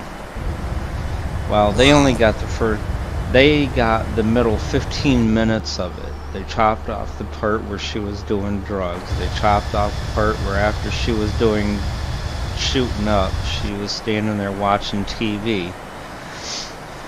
And all they caught was him shooting her. Well,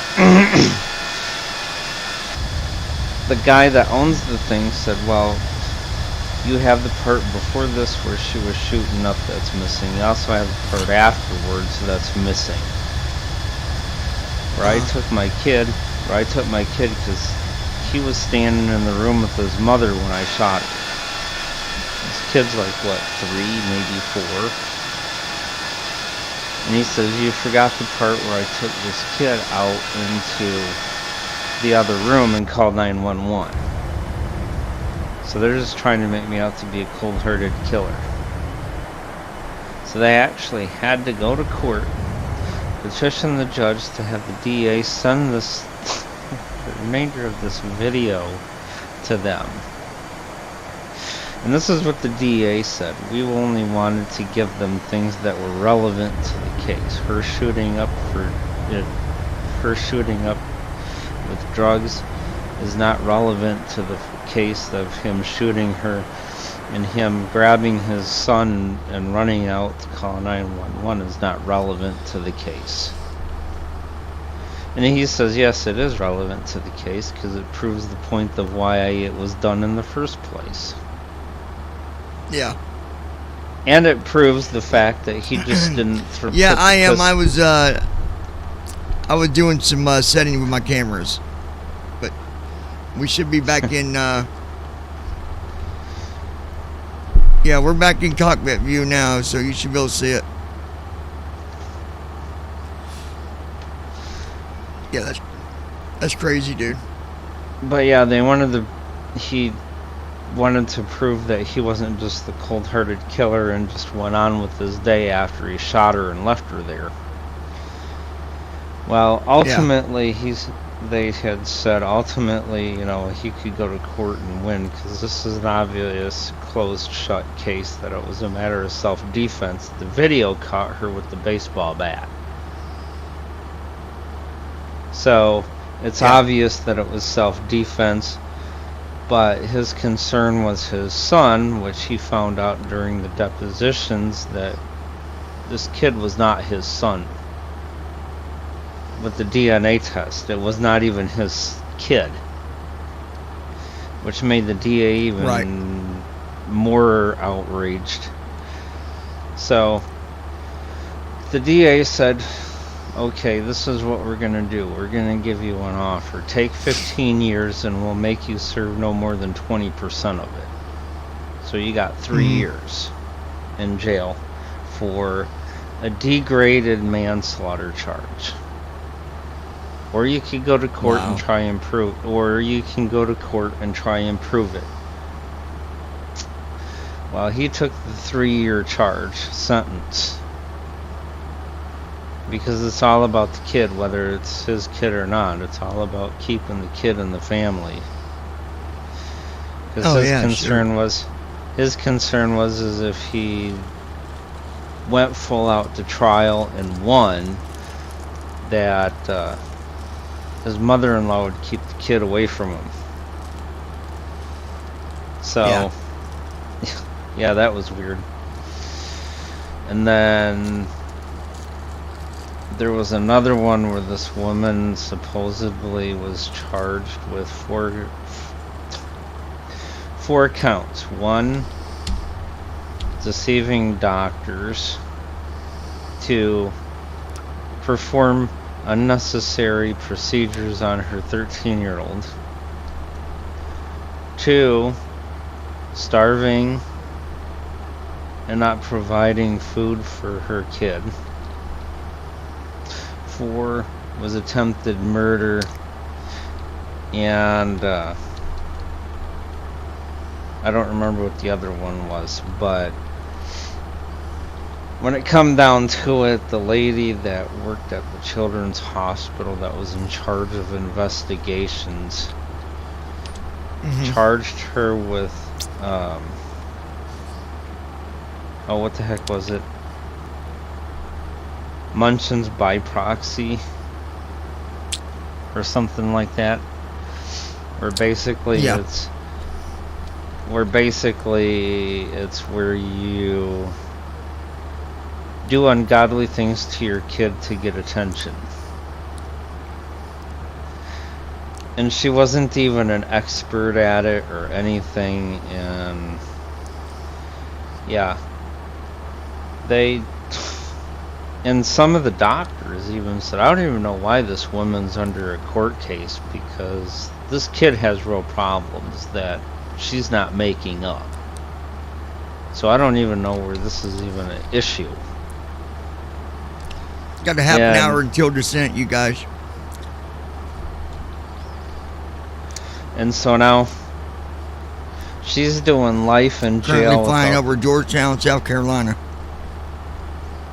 And right now she's doing life in jail without the possibility of parole because the jury found her guilty of starving her son and attempted murder. Well, what happens Even when you have though- a kid and you don't want to take care of them? Even though the kid was in hospital care for the better part of his 13-year life. And the kid's not even dead. If anything, the kid's getting better. Yeah, but there had to be something there for her to get life. I mean, Well, they charged her with starvation and attempted murder. And the only reason they charged her with attempted murder is because she had a burial plot and a headstone already bought for him.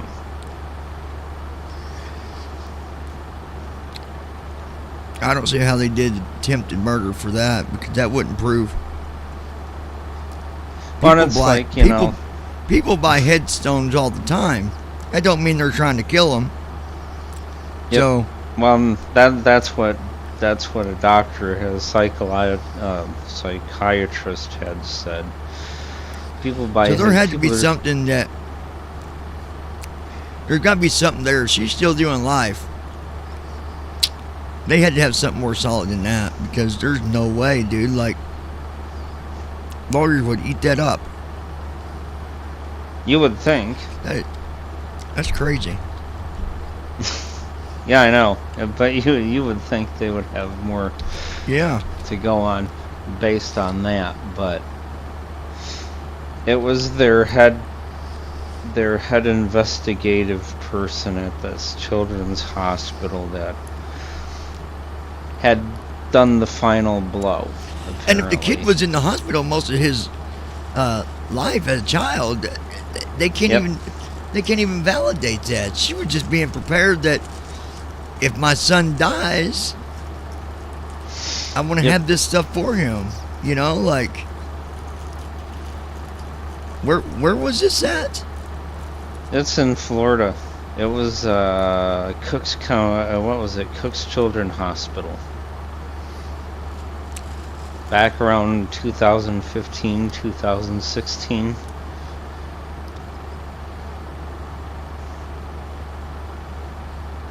Wow.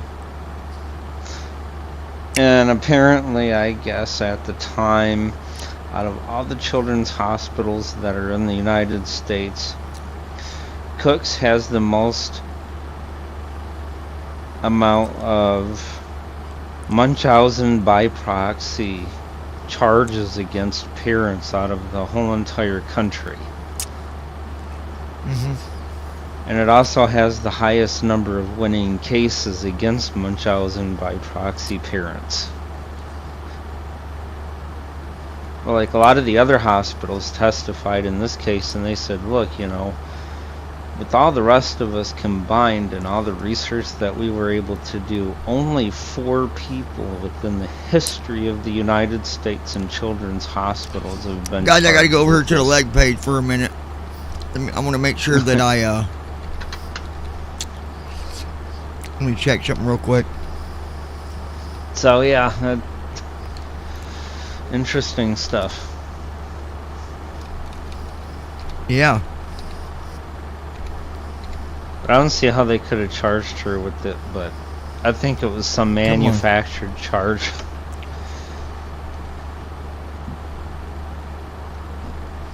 And supposedly the investigative person at this hospital had a quota of how many charges they had to put on someone per month. Hold on, guys. TFM is being... Oh boy. TFM is dying. Better buy its And yeah, tombstone. it's kind of stuck.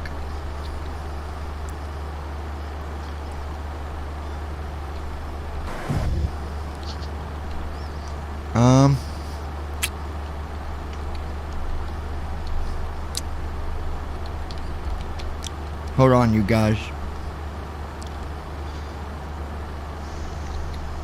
Okay, here we go.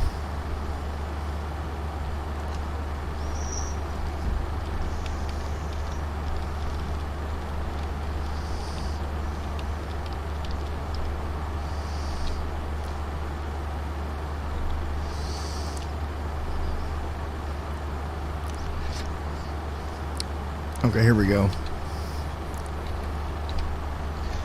I should watch this TV show. It's called Airplane Repo.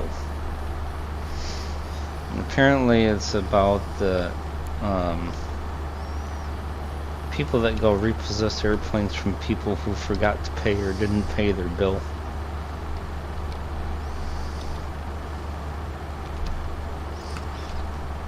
Give me 1 second.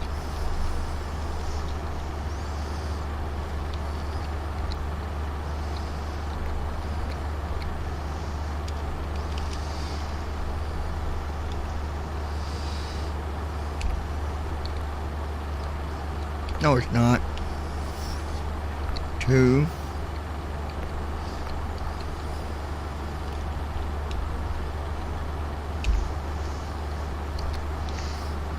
There we go. There we go. Okay.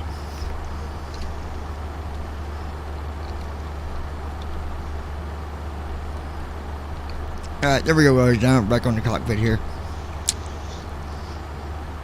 My localizer is set to 2700A. Why? I always get rid of the A. So that's what I was doing. I was getting rid of the A.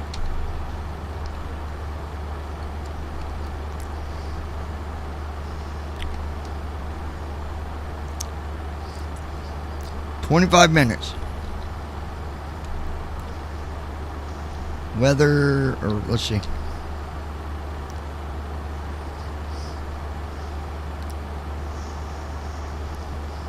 Oh yeah, visibility is 8.3. Yeah, we're good.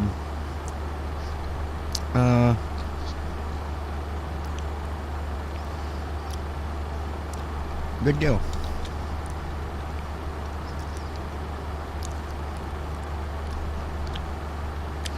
Flying over Charleston, South Carolina right now.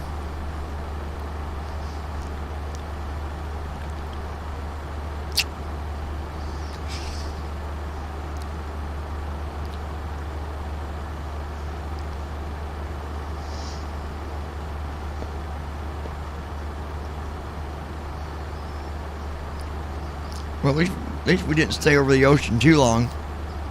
Weather out there is really not good at all. Yeah, that was screwed up.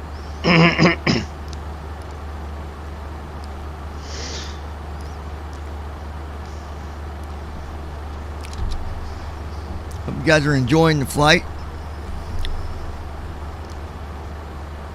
And the new TFM stuff. Because if you think about it before... Who was it? Let me see who that was. I mean, think about it before this weather thing even popped up.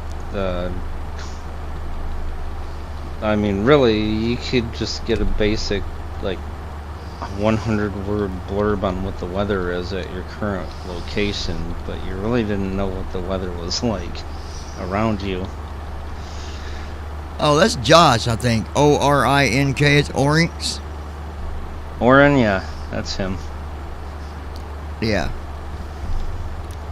He's like, stay in the cockpit, please. I'll stay in it when I can, but I was doing something, so you just sit there and watch the flight, mister. Because there's a way you can set. I got to go into the settings and do it, but you can set keys for different views, and I want to set one up for the front nose view. So like when I'm landing, you know? No. Yeah. That way I can just hit the hotkey and bam. I like to do like some of the people do on some of their flights, and I've seen it done with P3D, and I've seen it done with 2020, where you can see the entire plane like landing as it's coming down.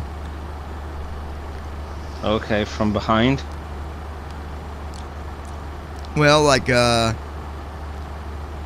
like kind of like a side view, like it's right down by the runway, so you can see it touching the runway as it's coming in. Like, but I think it might be some scenery add-ons too that they do that, because we don't have no way of doing an outside camera view from the runway on the ground. We don't have no way to do that. There's got to be maybe some extra add-ons or something, because we don't have no way to do that. We can, you know, there's a nose view, there's wing views, there's a tail view, but not like that. There's top down, there's chase plane. Yeah, the top down, I think it's just viewing, like looking down on the plane. I Yeah, think it's looking down from the. Yeah, it's looking down at the top of your plane.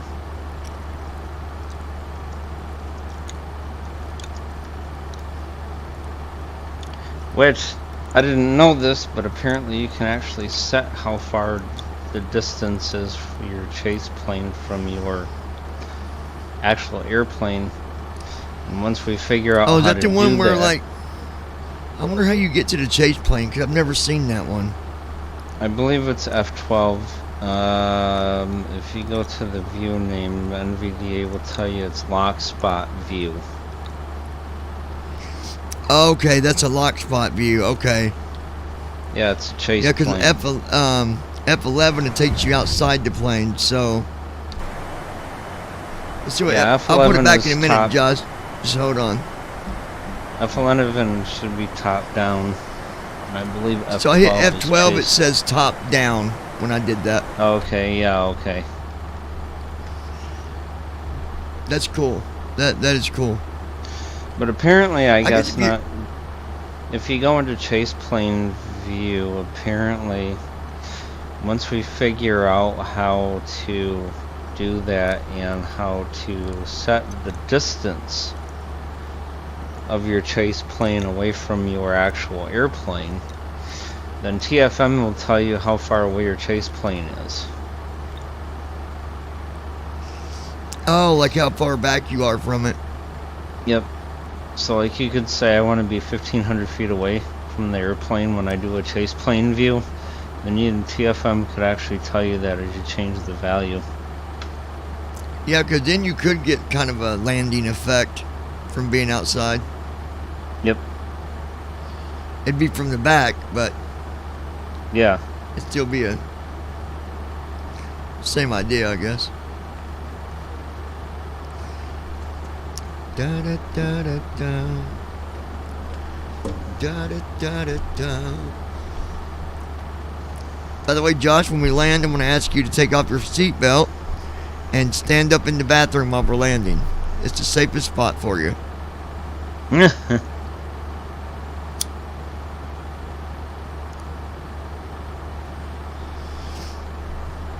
I'll tell you what, there's nothing like trying to use the bathroom on an airplane when they get turbulence. It's happened to me geez. once. Oof. You're standing there, all of a sudden your feet no longer touching the floor, and you're like, oh, shit. Yeah. Yeah.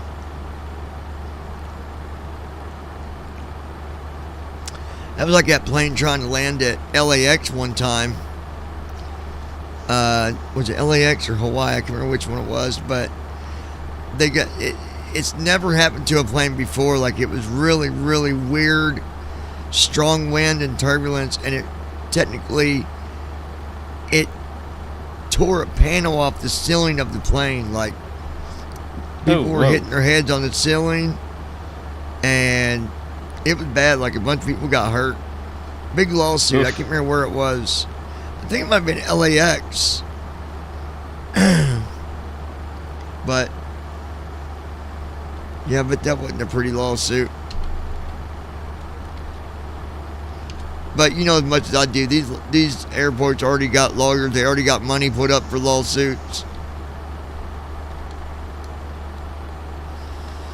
We're going to get our descent checklist Descent out of the way. checklist. Pressurization. Set. Recall. Checked. Auto brakes. Set. Landing data. Checked. Altimeters. Checked. I'd Approach like to see briefing. what our RTO Completed. is set to. Or, I mean, our auto brakes.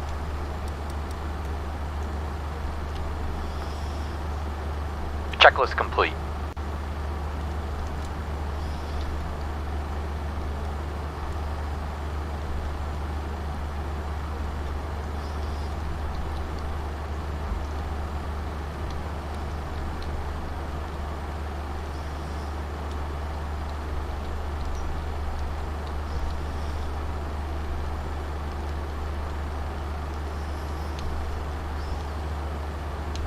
What are you doing, TFM? Come on, don't do it to me now. Oh my gosh. Hold on, folks. TFM is being silly. That's twice like it just locks up for a minute.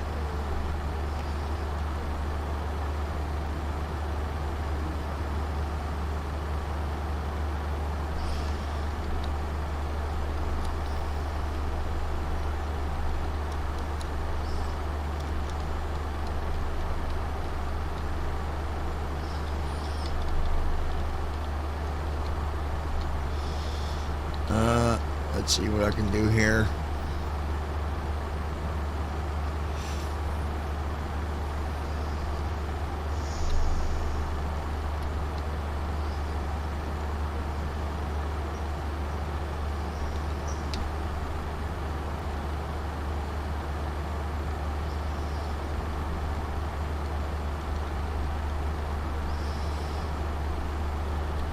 Okay, so let me do this real quick. I just killed it and I'll just reload it real quick.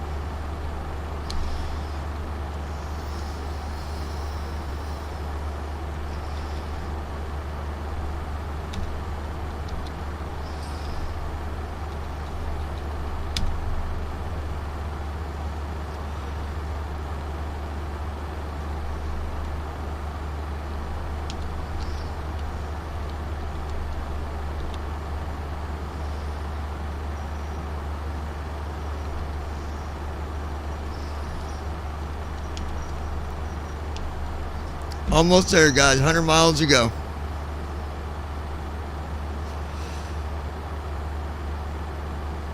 I need to get with someone that will take time to do it with me and mess with the shared cockpit with PMVG, because I know you can do it. I've seen people talking about it on forums and stuff. There's a couple little bugs with it, but it's nothing like... It's not anything that would keep you from doing the flight. You know what I mean? Yeah.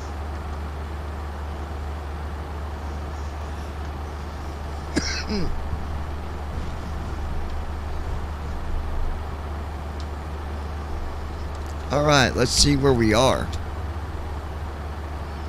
Now we're back over the North Atlantic. I'm going to see the weather here.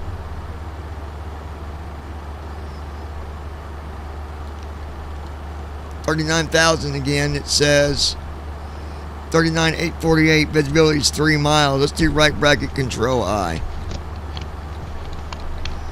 Or no, that's the wrong one. I went right bracket control O. Alright, layer 1. It's cumulus. Coverage is overcast. Cloud cover is 8. Oh gosh. It says 8 dot icy.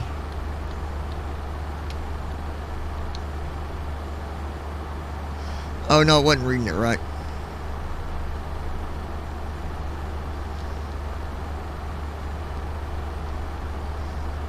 I ain't reading it right. I'm trying to, hold on.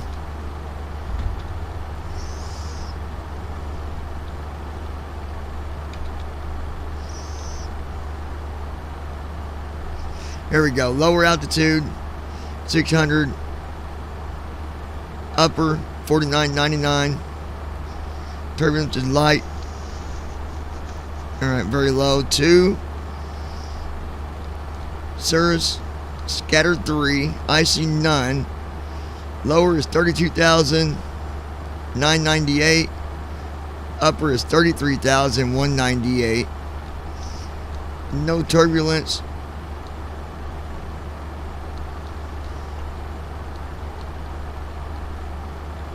Precip rate is very low. Alright, so now if I do right bracket I,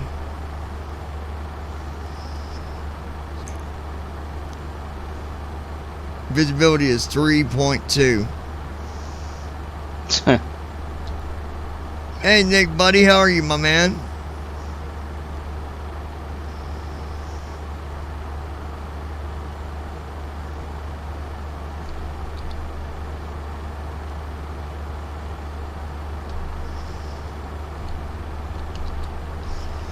Alright, so we've got, I'm going to go ahead and get our frequency put in here. KDAB, Alt O, right bracket Control D, 109.70, 250, 109.70, 250, nav 2, 109.70, course 250.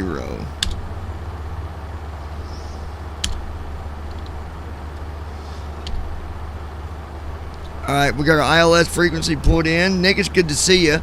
We was down for a week because somewhere or another YouTube threw a strike at us for copyright stuff, which who knows what it was, because they don't let you they tell you to go review it, but then when you go to review it, it says this video has been removed. So you got to be careful with YouTube, because it's usually the automated system that gets you, and then you try to dispute it. I tried and they turned it down like not even an hour later. So I don't know what it was. I don't never play movies or anything like that, so I don't. The only thing I can figure is that one day we were streaming and it wasn't on long in the background, but there was music playing from Brandon's radio in the background, and I think it picked it up. He also suggested maybe it was the safety messages, but why would they come out with those if there was copyright stuff on them? I don't think they would. Like, you couldn't come out with a program and put them safety messages in there if they were copyright protected. You know what I mean? Like, I don't think that was the case. So I don't know. We're not going to chance it. But 65 miles to go. We're going to do a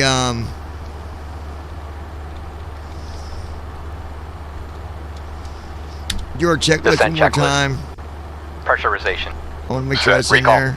Checked. Auto brakes. Pressurization is set. Auto Landing brakes data. is set. Checked. Landing data is Altimeters. checked. Checked. Approach Altimeters briefing. are checked. Completed. Approach briefing is done. We're good.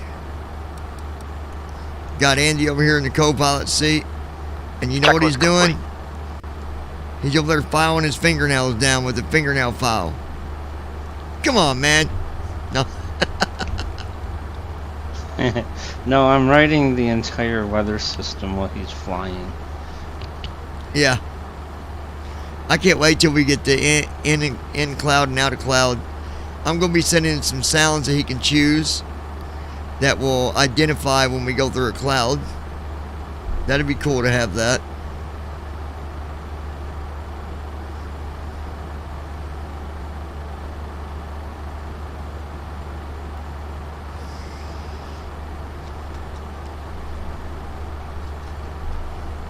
Andy, I know what kind of sound we can put on there. Let's give them a sound of someone running their fingers down a chalkboard.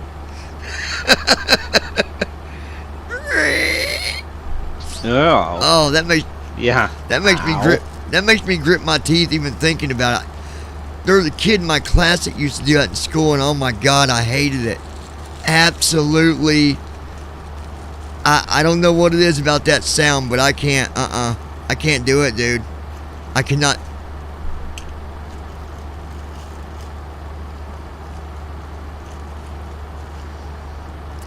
I would probably say that a little bit nicer, Josh.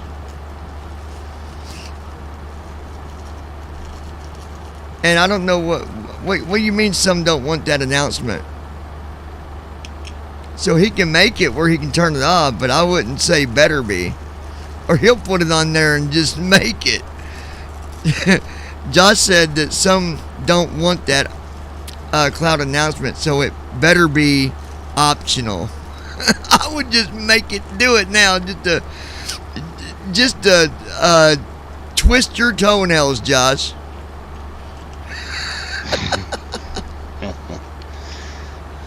Yeah. Anything when that it he first comes out, anything- when it first comes out, it'll be mandatory.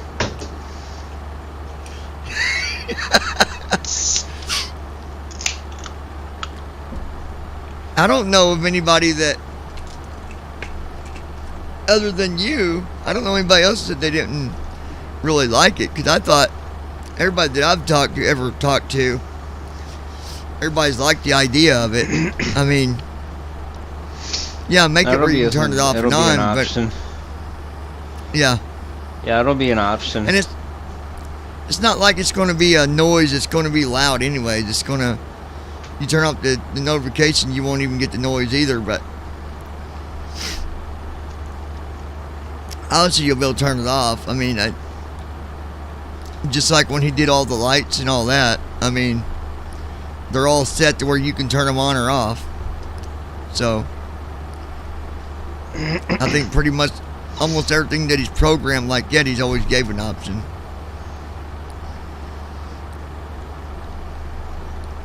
You might want to go and check your tampon, Josh. I think it might be twisted.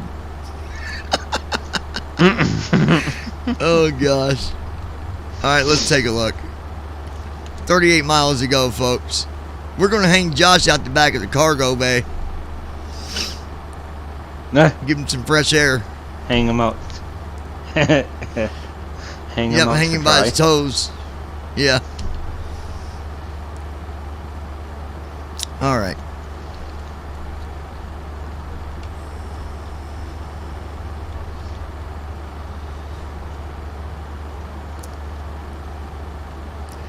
Now on first officer, I got it even on the prep when I went and did the prep settings. I set auto brakes for 2, but it set it to freaking 1. So we'll put it back on 2.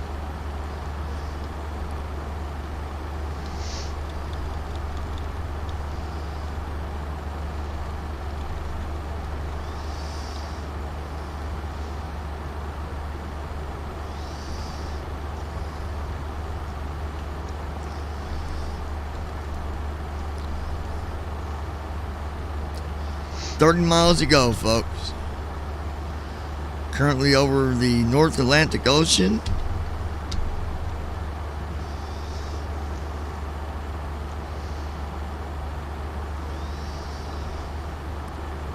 Or 9,000 feet, showing visibility at 8 miles. Minus 62 degrees.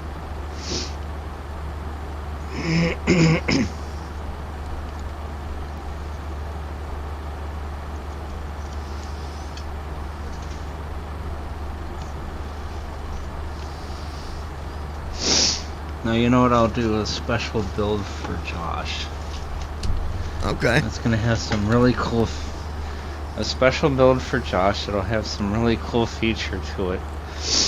And we can have some every good sounds, like every time you go minute- through a cloud, it's going to say, well, there's another fucking problem. No, that's for Brandon. Oh, yeah. No, for Josh, It'll be a new feature that will say in cloud, out of cloud, and it'll constantly repeat itself every 25 milliseconds through its whole Oh yeah, 8-hour but flight. it's gonna be going so fast. It's gonna sound like this. And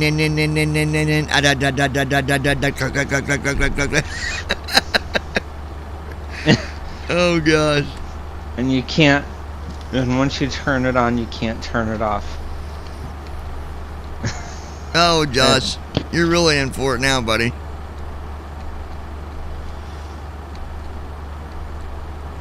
I do wanna anti-ice. Just kidding. Of course.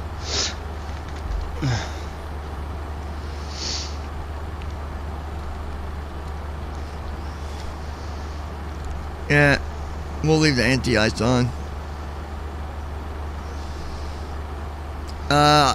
We'll take care of that off the live stream here, Peyton.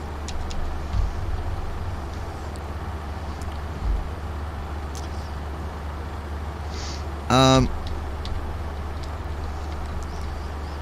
12 miles till descent.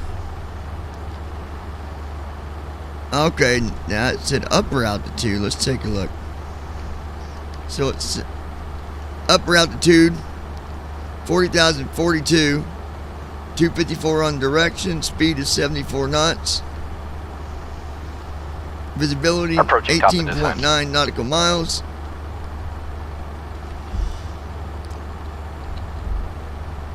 So we're good there. Minus 61 degrees. Or 7 miles to go. Overcast 8. Lowers 2,000. Upper 6,000. Turbulence is light. Precipitation none, really. Lowers 39,300. So I don't got no. Between 2 and 6,000, we got clouds to deal with. But other than that, I think we'll be 2 miles until descent. Ladies and gentlemen, please take off all your seatbelts and stand up.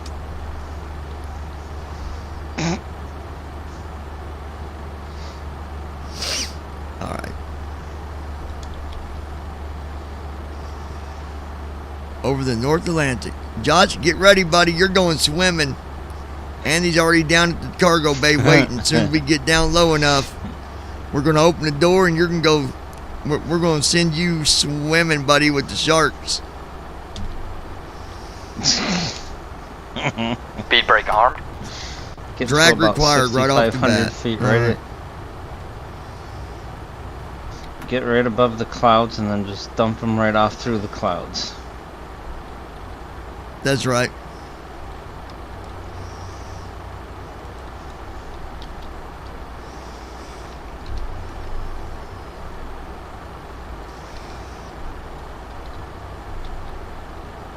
All right, we're going.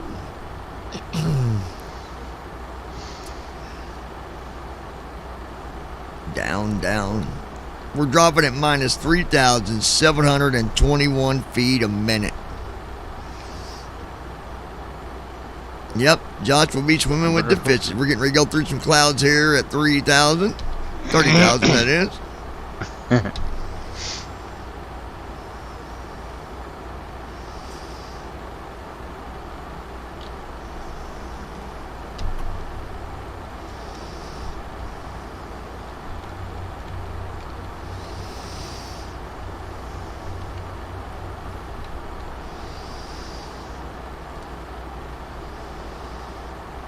Yeah, between 2 and 6,000, we got cloud cover. Fully covered. Overcast is 8. 32 and 33,000, we got 3 on coverage. So I think most of our clouds are going to be down when we get between 2 and 6,000.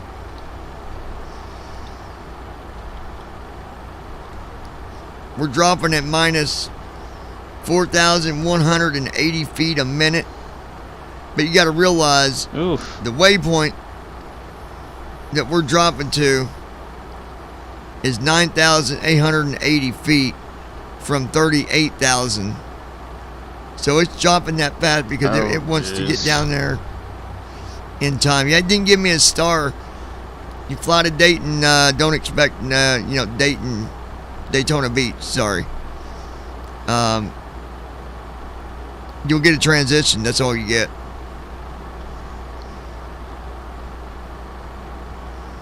But that's all right. 46.98 a minute. I mean, I'm glad the passengers are buckled in because they're probably wondering why in the world are we dropping so fast. Hey, you got on the plane, you want us to get you where you're going, so that's what we're doing. You know, I've not flown the 777 for a long time. The last time I tried to fly it, I was having trouble with it, and I never did try again. And it's pretty much the same as the 74, isn't it, as far as setting it up? Yeah, it's close to the 37.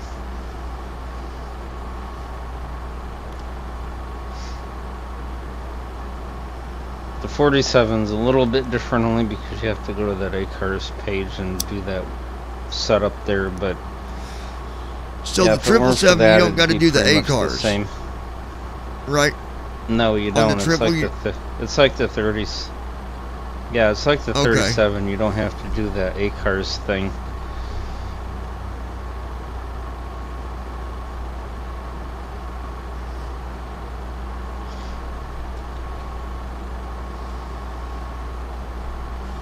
See, I just did right bracket shift C and it gave me a Microsoft framework. Sometimes when I do it, it'll do that. Yep, did it again. It's partly because the people that, because it's I think Bing Maps. scenery. Bing. Well, no, Bing Maps is an open source project. So basically, what happens is like OpenStreetMaps, where you can have different contributors donate their map segments and stuff to it, Right. and some areas are not done. So if an area isn't done, then that's why you get that. We're at 19,000. At some point I should probably go through and fix that.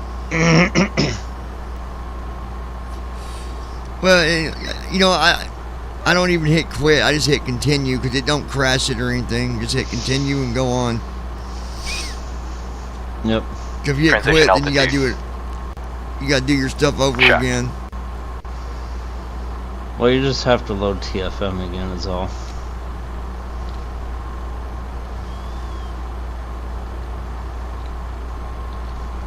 Dear passengers, as you can see, we have already started descent. Please fasten your seatbelts, return your seats to their upright positions, and store your luggage either in the overhead compartment or under the seat in front of you. The cabin crew will be passing by to clean the cabin and perform their final safety checks.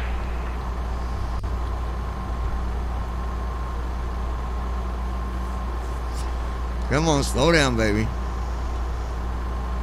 There you go.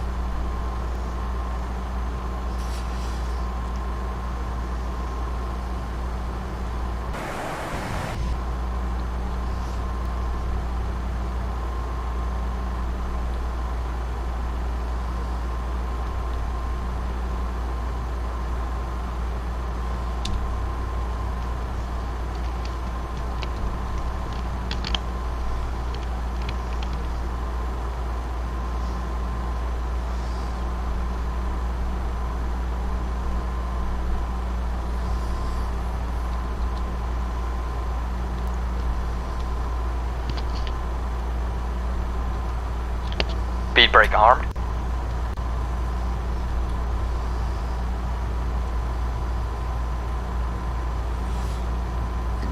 9,000.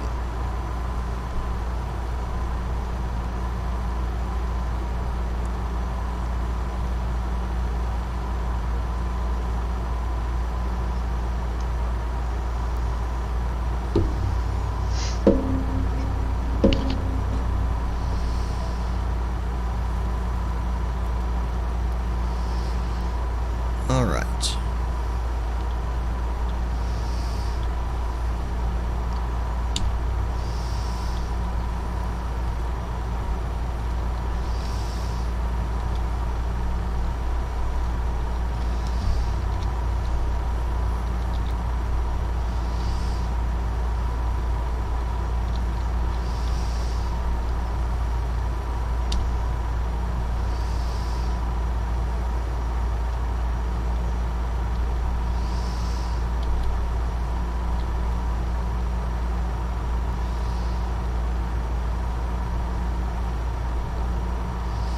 Glide slope alive.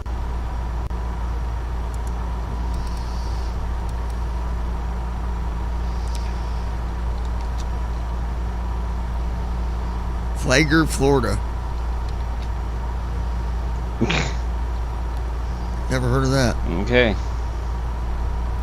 Dear passengers, we have reached an altitude that requires all electronic devices to be switched off, including video cams, laptops, CD and cassette players. Please make sure all of these devices are switched off.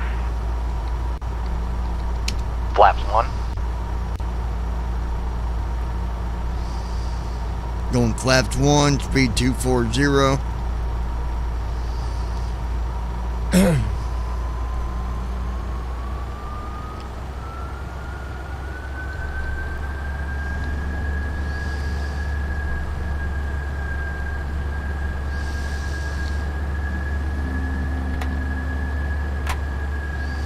Flaps 2.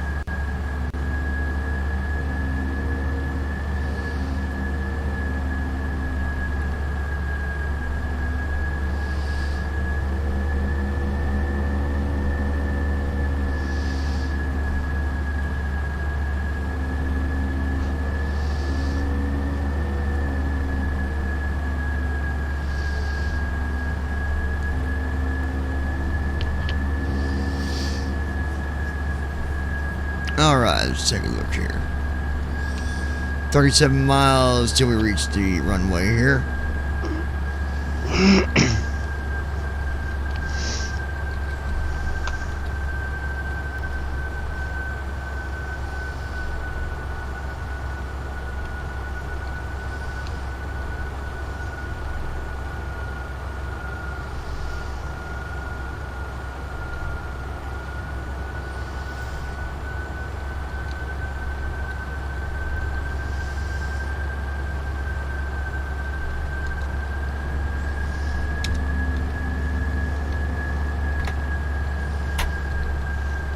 Flaps 5. I want to thank you guys for joining us on the live stream. I'm glad to be back here on BVI Pilots. I like streaming all the other platforms that we have, but this is where I really like to fly and continue to represent the BVI community. Like I said, one of the things I'd like to do is, if any of you that fly would not mind to send me a video, if you record one, send it to me and I'll put it up on BVI Pilots, or you can even log in to BVI Pilots and do a live stream as well, because I want to show people that it's not just me. It's not about just me flying. It's about all of us. It's about me. It's about Andy, Josh, Declan, Rob. I mean, everybody out there that's a part of the BVI. The more that I can get to share videos that we can put out on the BVI channel, I think that'd be great, because it's about all of us.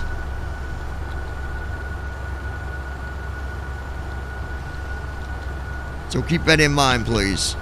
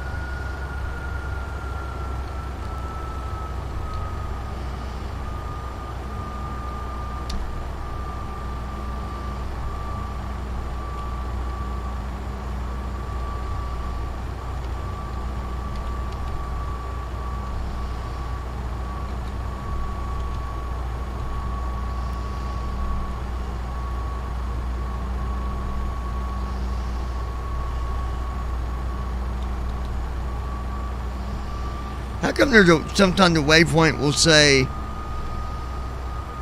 100 whatever degrees, 1 point whatever bypass? What does that mean? Dear passengers, we have reached an altitude that requires all Not exactly electronic sure devices what that to be means. switched off, including video cams, laptops, CD and cassette players. Please make sure all of these devices are switched off.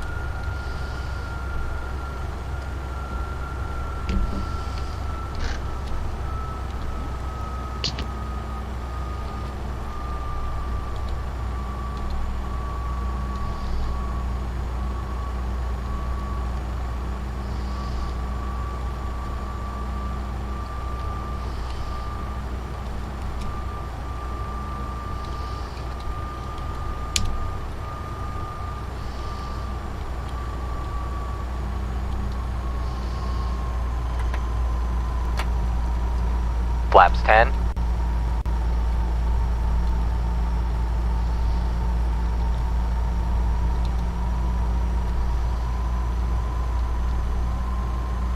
Approach, hold on.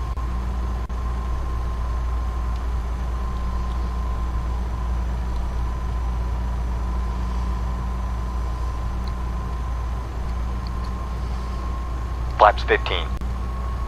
LNAV off. Landing gear down. Flaps 25.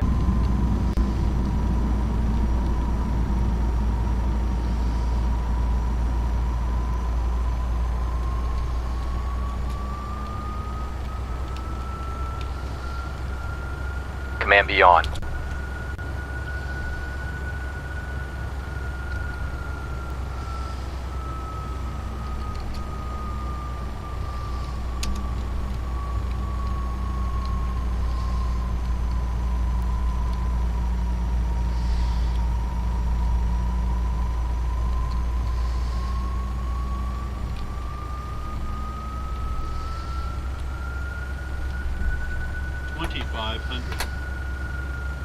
Flaps 30.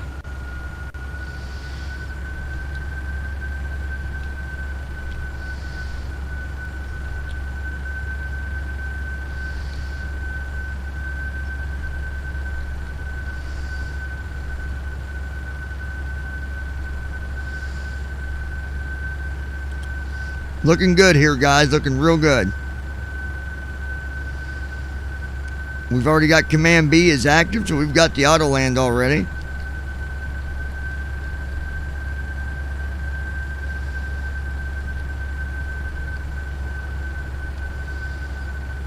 "10 miles till we will be on the ground."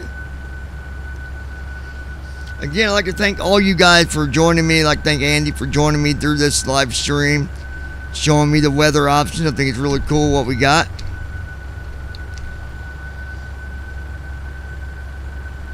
Speed is 29 knots with a wind gust of 2 knots.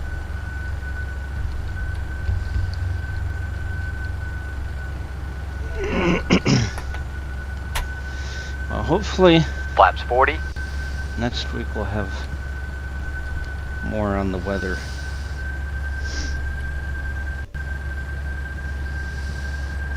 I'm hoping at some point to make like a small little weather center type of thing where you can hit one hotkey and it will show you everything except for like Or you can kind of look at things. right.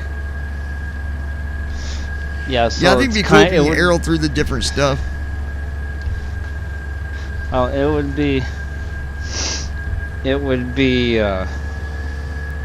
would say resemble the cockpit panels or settings, where you would have something that you could, like a tree view or something you could use to navigate between the different sections of the weather. But Narrowed out the whiskey on the 5 mile. but then you would also have your right bracket I and right bracket shift O for your clouds. Landing checklist. Just to get like a Engine quick start view. switches. And then if you Continuous. needed some Landing more, gear. a lot more detail Down. or Flap. some more detail Set. or curious, Checklist complete. then Flight attendants you prepare could for say landing. go into the weather center and look at a whole bunch of different things. Yeah. All right, guys, prepare for landing. We're almost there. 6 miles until we touch the ground.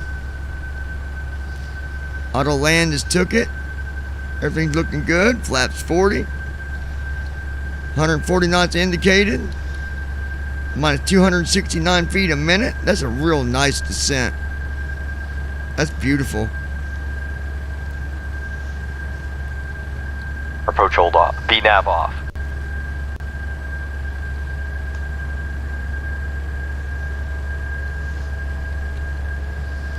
Minus 144 a minute. 140 knots indicated.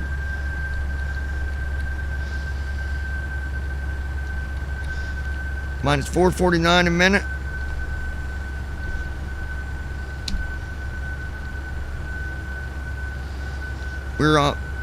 We are actually now we're on the 5 mile. 4 miles.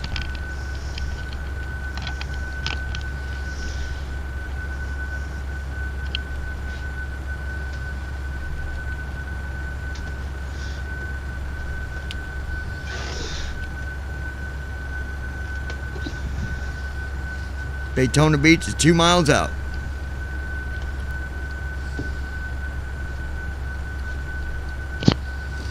$140 knots indicated. Minus 610.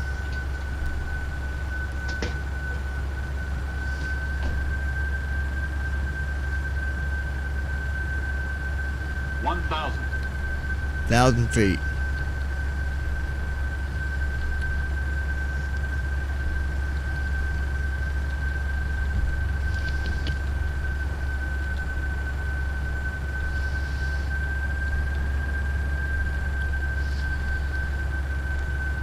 Three miles. Think we could land doing about 340 knots? You think the airport would have a problem with that?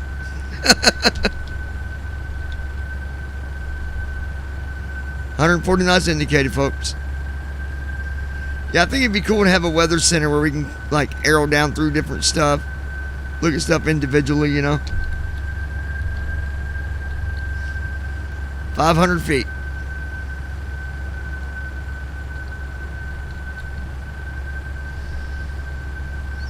Right at 140 knots indicated, folks.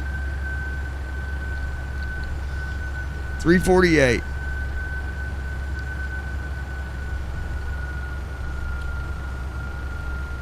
Minimum.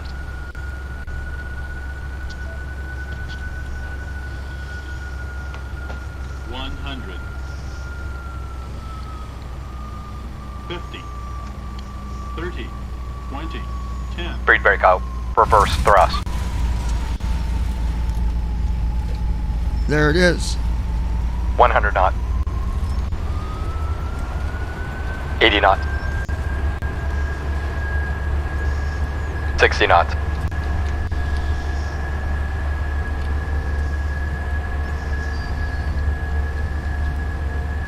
Reverse idle. Dear passengers, welcome to our destination airport. Please remain seated until all docking procedures are performed and cabin There we lights go. are switched on. On behalf of the captain and his crew, we would like to thank you for flying with us. We hope you enjoyed your flight today and hope to see you soon. In flight.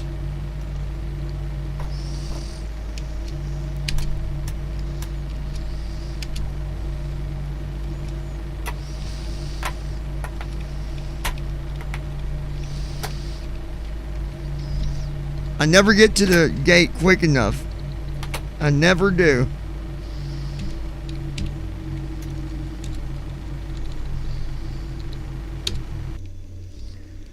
I don't know how to prevent it, because when you land, as soon as you put on the brake, he'll start doing that stuff, and all of a sudden you hear ding ding ding ding ding ding ding. What's the trick to that, Andy?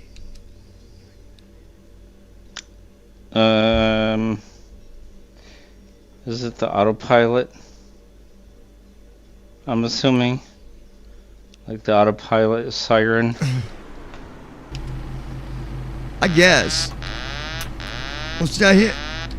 Because if it... I hit autopilot. Because if it but is, you could go...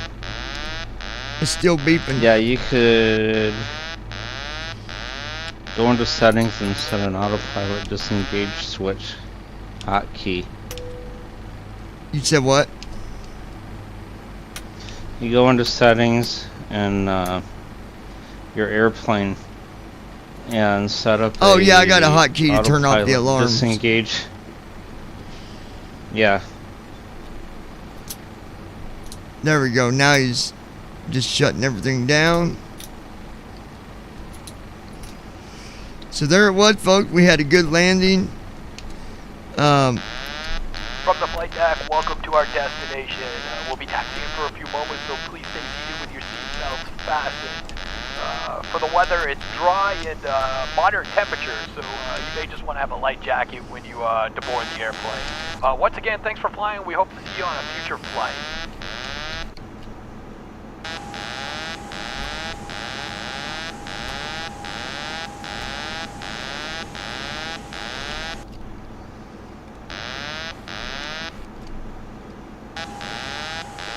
What view is that? Hold on, guys.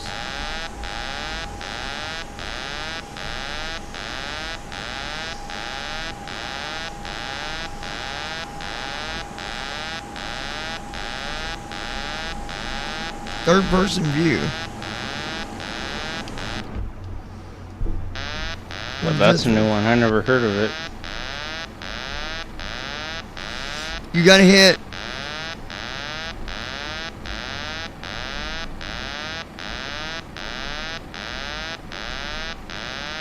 virtual cockpit view, Control Shift E, and then yeah, third person view 02. Weird. That's interesting. I wonder if you pressed S, what kind... I wonder if you pressed S and stuff, I wonder what kind of views you'd come up with. Let's see what it does. Or pressing A, actually.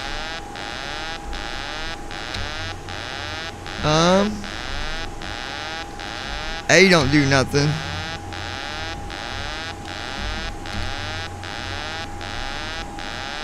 S didn't do nothing.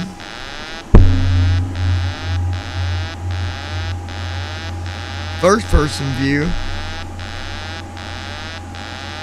Binoculars view.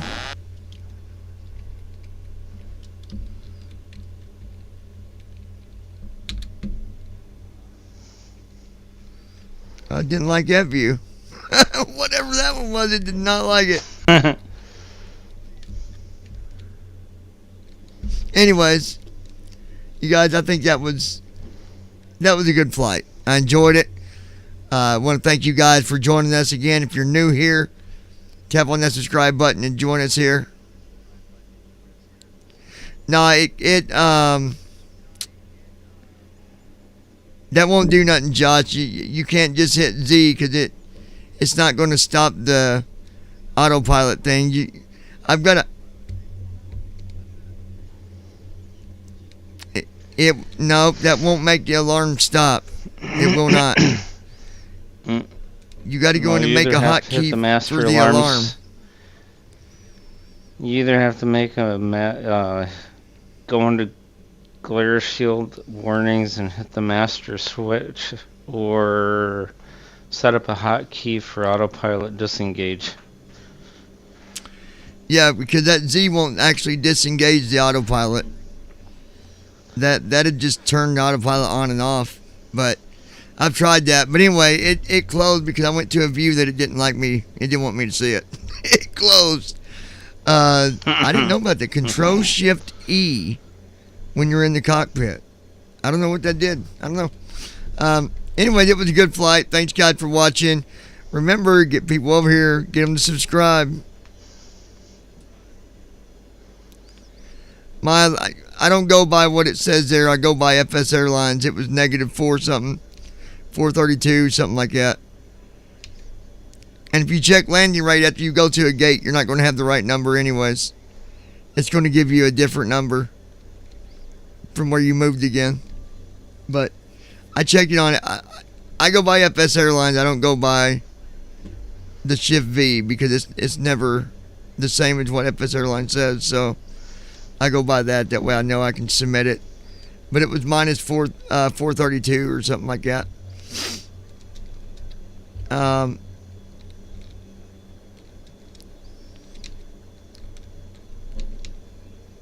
Anyway, it wasn't bad. I thought that was a very smooth touchdown. First time I ever flew into Daytona Beach.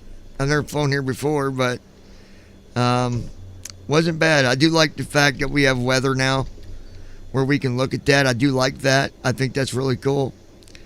Because now we can look at all the different cloud covers, the different layers and stuff like that. And who knows what else Andy's going to have in there. Who knows? But it looks good. It really gives us a better idea of really what the weather's doing around us. Because now we can see that. You know, in our heads we can picture where them clouds are going to be. So, you know, you kind of will have a good idea of where you might fly through a cloud or, you know, whatnot. So, anyways, good times.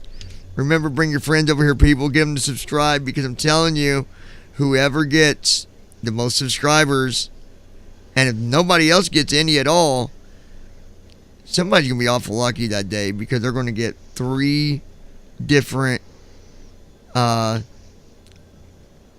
positions for the contest. First, second, and third. So, hey, it's free.